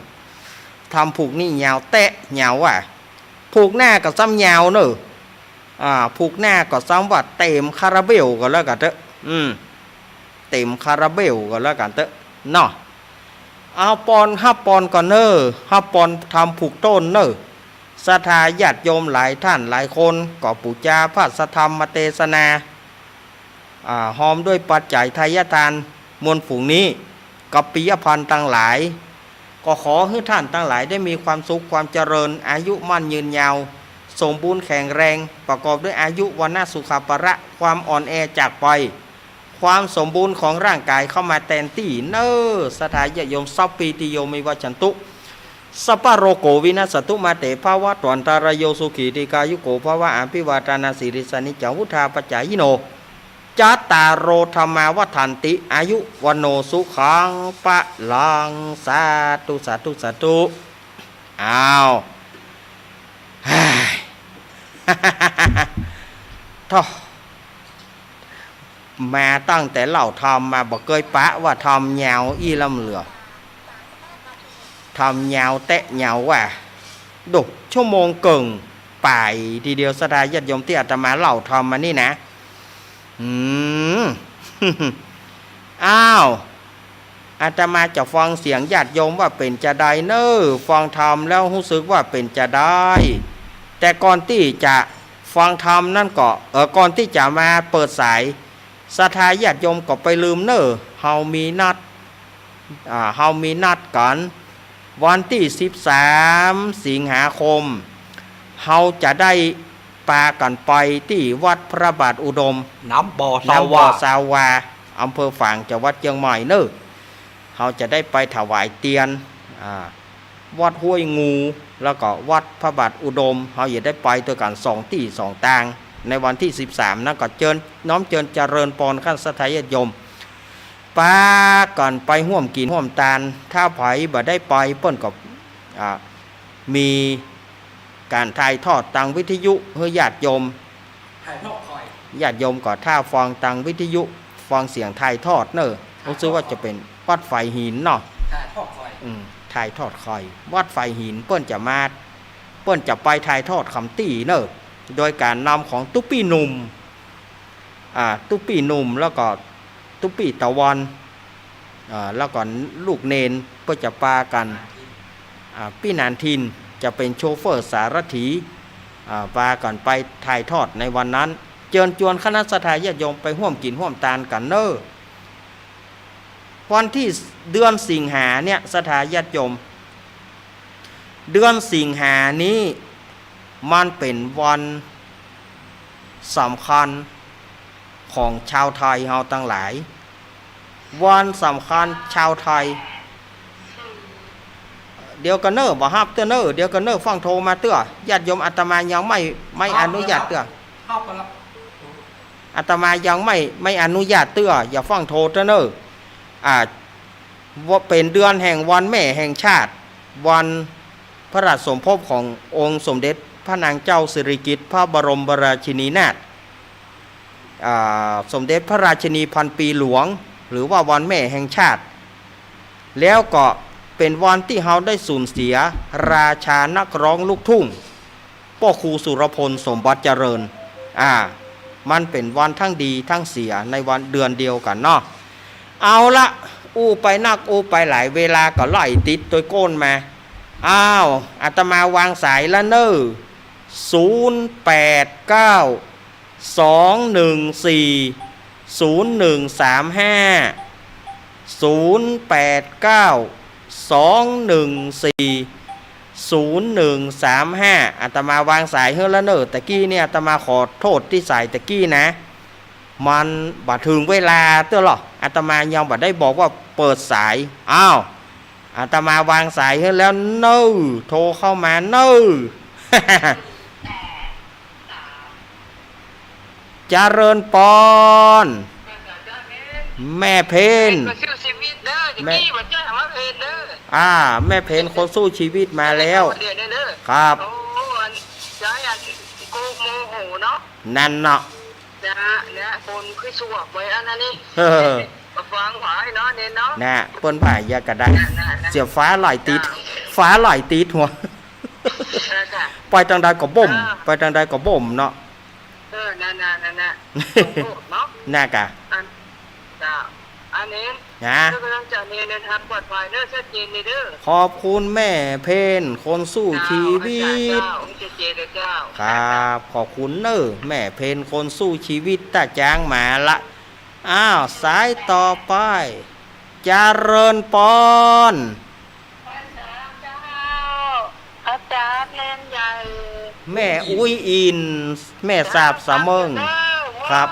ฟังคำหมกม่อนกับมันแจ้งมันเต็มร้อยแล้วเนาะครับ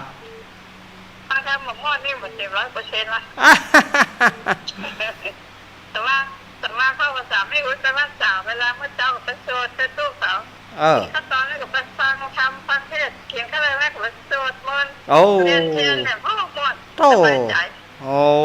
เปิ้นได้บุญหลายต่อเนาะอุ้ยอินเนาะไปที่เขาไปนอนวัดเกิดเน้นใหญ่เท่านี้เนาะมาแหละนี่แบบมีคนไปนอนวัดแต่คนเฒ่าของมีก็คนต่างนี่ก็มานอนอยู่ประมาณ5คนเนาะคนผู้สูงวัยป้อใจเนาะไปกู้เนาะครับให้ไปนอนไม่คนเนาะเอาทางบ้านก็ได้แม่นั่งทางบ้านฮะอดใจเอามีคนอายุ83กับไม่2คนถึงกุจานนั่นนะโอ้แล้วก็เขา70 ปลาย60 ปลายน้อยอยู่เนาะบ่น้อยละเป็นกำลังใจนะครับเราก็อยู่ที่ไม่จุกครับแข็งแรงประเจ็บประจนประเจ็บเป็นอย่างนั้นครับเหมือนเดียวกันอุ้ยอินเหมือนกันแม่อุ้ยอินแม่สาบสะเมิงแม่อุ้ยอินแม่สาบสะเมิงมาละสายที่3เจริญปอนติดอ้าวแม่แก้วสิงแก้วมาแล้วหมอเลิศตะกี้โทรพิษไปหาอาจารย์ตำแก้วโอ้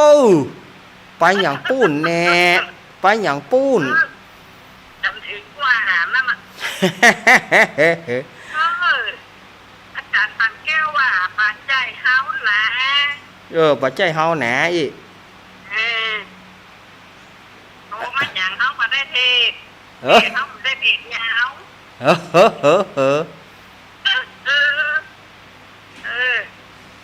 งงมดตะกี้ตกใจว่าทำยาวหมดกับหมดครับมาอกมาใจเด้อครับถ้าฟังแหมนะวันการถ้าฟังแหมเนอเจ้าขอบคุณเนอแม่อุ้ยแม่สิงแม่แก้วโอ้ยแม่แก้วสิงแก้วแก้ววางเพื่อกำนะครับกดวางเพื่อกำแม่แก้วสิงแก้วกดวางโพซับเพื่อกำตาแม่แก้วสิงแก้วมาละแม่แก้ว100%น่มาละลำปางเสมิงละปูนมาละเจริญปอนอันนี้ทุกเมนเจ้าแม่พรฟังเป็นอยู่เด้อเจ้าครับฝนมาหน่อยแล้วนะเจ้าฝุ่นเชี่ยเจ้า มันหนักเนาะ มันเย็นสบายดีเนาะ ครับ เด็ดเจ้าเด็ดมันเดี๋ยวนี้เริ่มอ่อยละ ครับจ้าที่กำลังใจลุงเดชเด้อ เอาขอบคุณแม่พรเนอ จ้าสาธุ แม่พรป่าเศร้า จ้า ครับแม่พรป่าเศร้าแม่พรเนอ ไม่ บ้าน ปากเศร้าวาง ป่าเศร้าปุ่นเนอป่าเศร้าไปเหี่ยวอุโมงค์ปุ่นเนอเจริญปอนยายพรยายพรมาแล้วว่าได้ยายพรว่าได้ยายพร นอนฟังเรื่อง ฮะ นอนเนี่ยจ้ะ นึกเป็นไหนได้วะ บ่ลูกไปไหนสักทีเนาะ เพราะว่าจะมือกับเนื้อได้เนี่ยจะไปเดินไปได้อะ เอาไปกำลังใจให้หายไวๆเนอะยายพรเนอะ หาไปยังไปได้ปะ ครับไปกำลังใจให้ยายพรหายไวๆปันหอมปันหายเนอะยายพรเนอะ จ้า เจ้าขอบคุณเนอะยายพรวางเลยขอบคุณยายพร กดวางเพื่อกรรมนะครับ ขอบคุณยายพรขอบคุณยายพรขอบคุณครับยายพรโอ้แม่พรกับยายพรมาด้วยกัน วางเพื่อกดวางเพื่อกรรม กดเลย วางเตี้ย กดเลยน่ะ อย่าคนกดวาง จะเริญปอนป่อหลวงวินป่อหลวงวินสารขี้เล็กเวียงปลาเป้าครับม่วนดีเนาะป่อหลวงเนาะ ม่วนกำลังใจเด้อ ครับวันอังคารหน้าฟังแถม ครับ ยินดีเนอะป่อหลวงวิน ไม่จ้าครับ ป่อหลวงวินบ้านสารขี้เล็กป่อหลวงวินป่อหลวงวิน วางเพื่อกรรมนะครับ ป่อหลวงวินสารขี้เล็กปุ่นเวียงปลาเป้าน่ะ จะเริญปอนจากต่างดอย แม่น้อยบ้านตาโท โอ้ ส่งขายอำเภอเมืองลำปาง ต่งผายอำเภอเมืองจังหวัดลำปาง เจ้า แม่น้อยนะ แม่น้อยแม่น้อยตัวเปิ้นบ่ได้น้อยนะตัวเปิ้นใหญ่นะไม่น้อยนี่นะเฮ้คนชื่อหน่อยโตใหญ่ก็มากมี แม่เป็นกำลังใจเนอะ ครับอายุมันยืนยาวเนอะแม่น้อยเนอะเจ้าอายุมันยืนยาวแม่น้อย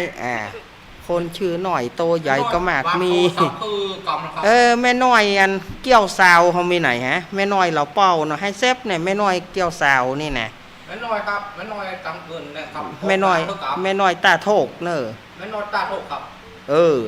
เจริญปอนจะเริญปอนแม่สีกุลตันธุระบ้านหนองล่องตำบลบ้านเป้าอำเภอเมียงจังหวัดลำปาง แม่บัดตันได้ฟังสักกา ไปไหนแม่มองไปอันเก็บไว้อย่างลูกสาวกลับไปที่โลก เอาแหมเลี้ยวเน่ เอาติ้วไปฟองที่เก็บครัวทั้งกับ กำลังมาเปิดฟังจ้าปลุกเน้นเปิดสายพอดี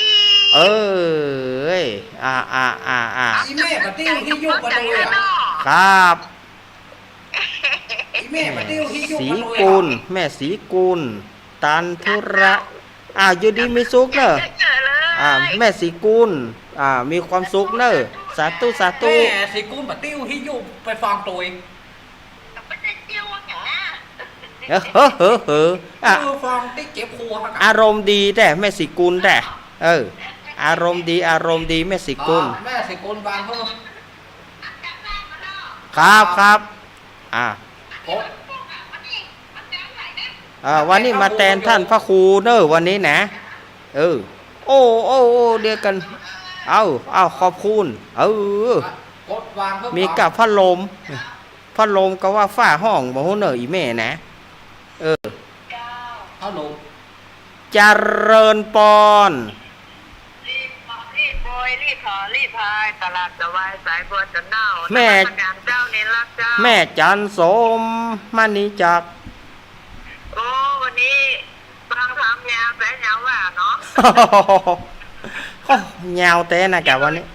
เจ้าย่าได้จับนักจะฝนตกไหลหำ หล่นกันเนาะ เลิกนะจ๊ะไม่อยู่เปียหมด เอ้ยเอา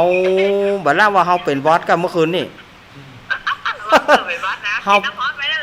เฮาเป็นวอดกันเมื่อคืนนี่ฝนตกใส่หัวเฮา ใจนะเจ้านมัสการเจ้า อ้าวขอบคุณแม่จันส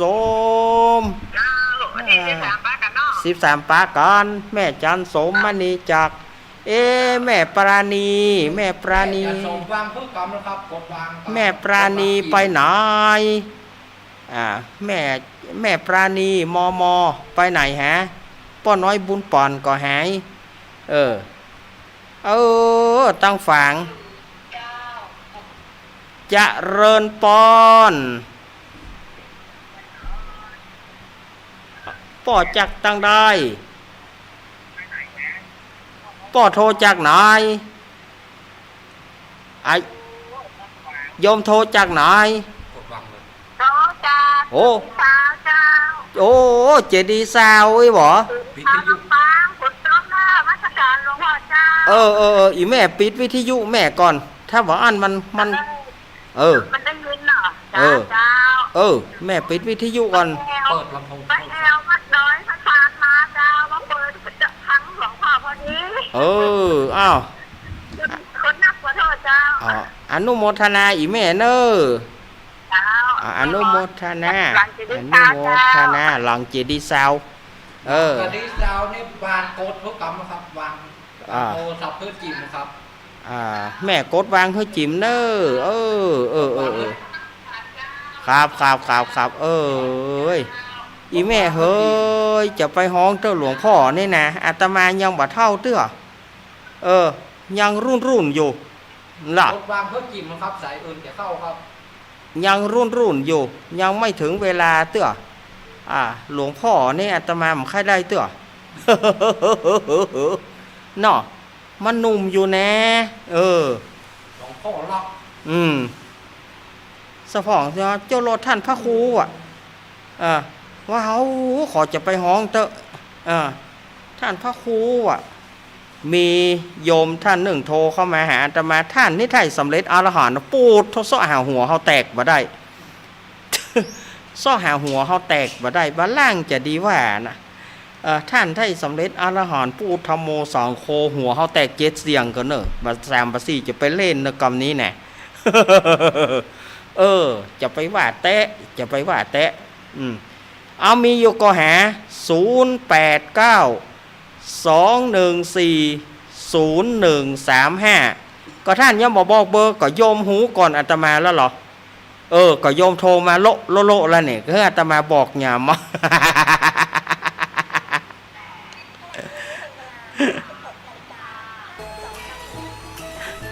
จะเริญปอน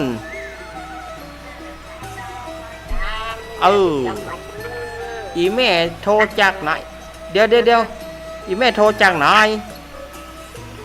อีแม่โทรอีแม่โทรจากไหนลำปางแม่มากแม่ออกลงมาแม่เข้ามาแล้วยกมาดูเงินเลยทำจับบัดได้ฟังธรรมแล้วเนาะ ได้ยินเสียงว่าอาจารย์ก็ยิ้มใจแล้ว แม่ยังแม่พี่สมัยเจ้าแม่พี่สมัยวิไรศักดิ์เนาะเอายินดีแม่เนอแม่พี่สมัยวิไรศักดิ์เจ้าเจ้าแม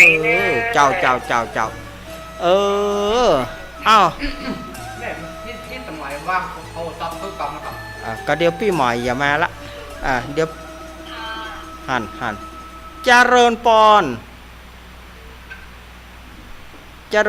ติดแล้วเนอเจ้าไว้สาเจ้าลูกแม่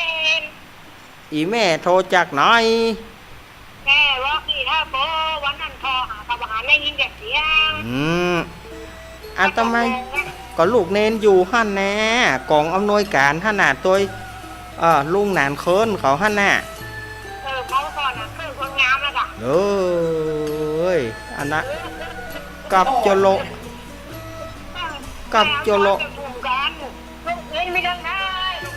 ก็ลูกเนนอยู่หั่นแน่ไปพ่ออย่างล้อมเหลี่ยมมันจะงามดอกลูกเนนถึงมีหั่นแต่นะอุตส่าห์ว่าอยู่หั่นน่ะตุลุงยองก็มีหั่นน่ะอ้าวยินดีเนอะแม่เนอะยินดีกันเนอะเจ้าสาธุละก็คงจะได้พักเพียงตะเอียเนอะอาตมาคงจะได้สายตะเอียถ้าฮับต่อไปก็มันจ๋านี่แหละฮะมันเหลือแถม2-3 นาทีเรือแฮมมาสายสุดท้ายไผจะมาปิดสายให้อาตมาภาพมาเลยเนอะวันนี้มันบัดใจวันของเฮาแต่มันบัดใจวันของเฮานี่บอกค่อยมีไผจะโทร แต่ก็นักอยู่นะนักอยู่อนุโมทนาบุญกับสถานญาติโยมเนอะวันนี้อาตมาจบนี่แล้วอาตมาก็จะได้ไปฟังไปงานนี่อยู่เนอะเจริญปอนแม่ฟังอยู่นะเจ้าลูกแดนแม่ฟังอยู่เนาะแม่สุพิษเนาะแม่สุพิษแม่ย่อยสันแม่สุพิษแม่ย่อยสันทรายสวัสดีเจเตเนอร์แม่สุพิษแม่ย่อยสันทรายเดี๋ยววันเสาร์อาทิตย์เนอะแม่เนอะก้อยปลากันเนาะแม่สุพิษแม่ย่อยสันทรายเอาละอาตมาจะปิดเครื่องแล้วเนอะโอ้ยก็มาติดอ่างอย่างใดเนาะ พอจะดีจบแล้วนะมากึดใจบอกออกกว่าสลายญาติโยมเฮ้ยโอ้ยมันเป็นจะด้อยอีกมันเป็นจะด้อยก็อันใดกรรมอันใดที่อาตมาเล่าไปแล้วมันบ่ม่วนบ่ถูกหูอย่างใดก็ขอสุมาอภัยเนอะสถานญาติโยมบางกรรมเนี่ยก็มันบางกรรมก็เปิ้นเขียนมาอย่างอี้อาตมาก็จำเป็นต้องว่าไปอย่างอี้เพราะมันเลี่ยงเขาจะเลี่ยงไปทางใดเขาจะเลี่ยงไปทางแง้มอย่างไรมันก็บ่ใจเนาะบางอย่างบางกรรมมันก็ต้องไปตามรูปแบบตัวนี้อาตมาภาพก็ขออ้างเอาคุณพระศรีรัตนตรัยสิ่งศักดิ์สิทธิ์ทั่วฟ้าสากลโลกจงอภิบาลรักษาสถานญาติโยมอันเป็นที่เคารพของอาตมาภาพกุคนได้อยู่ดีมีสุขอายุมั่นยืนยาวความอ่อนแอจากไปความสมบูรณ์แข็งแรงของร่างกายมาแทนที่รับได้เงินหมื่นตื่นได้เงินแสนเหมือนกันจุคนเนออังการหน้าถ้าว่าไม่ติดอะไรอังการหน้าก็ปะกาตมาใหม่เนอวันนี้ขอความผาสุขความเจริญในธรรมจงบังเกิดแก่สถานญาติโยมเหมือนกันจุคนเนออายุวันโนสุขังพระรัง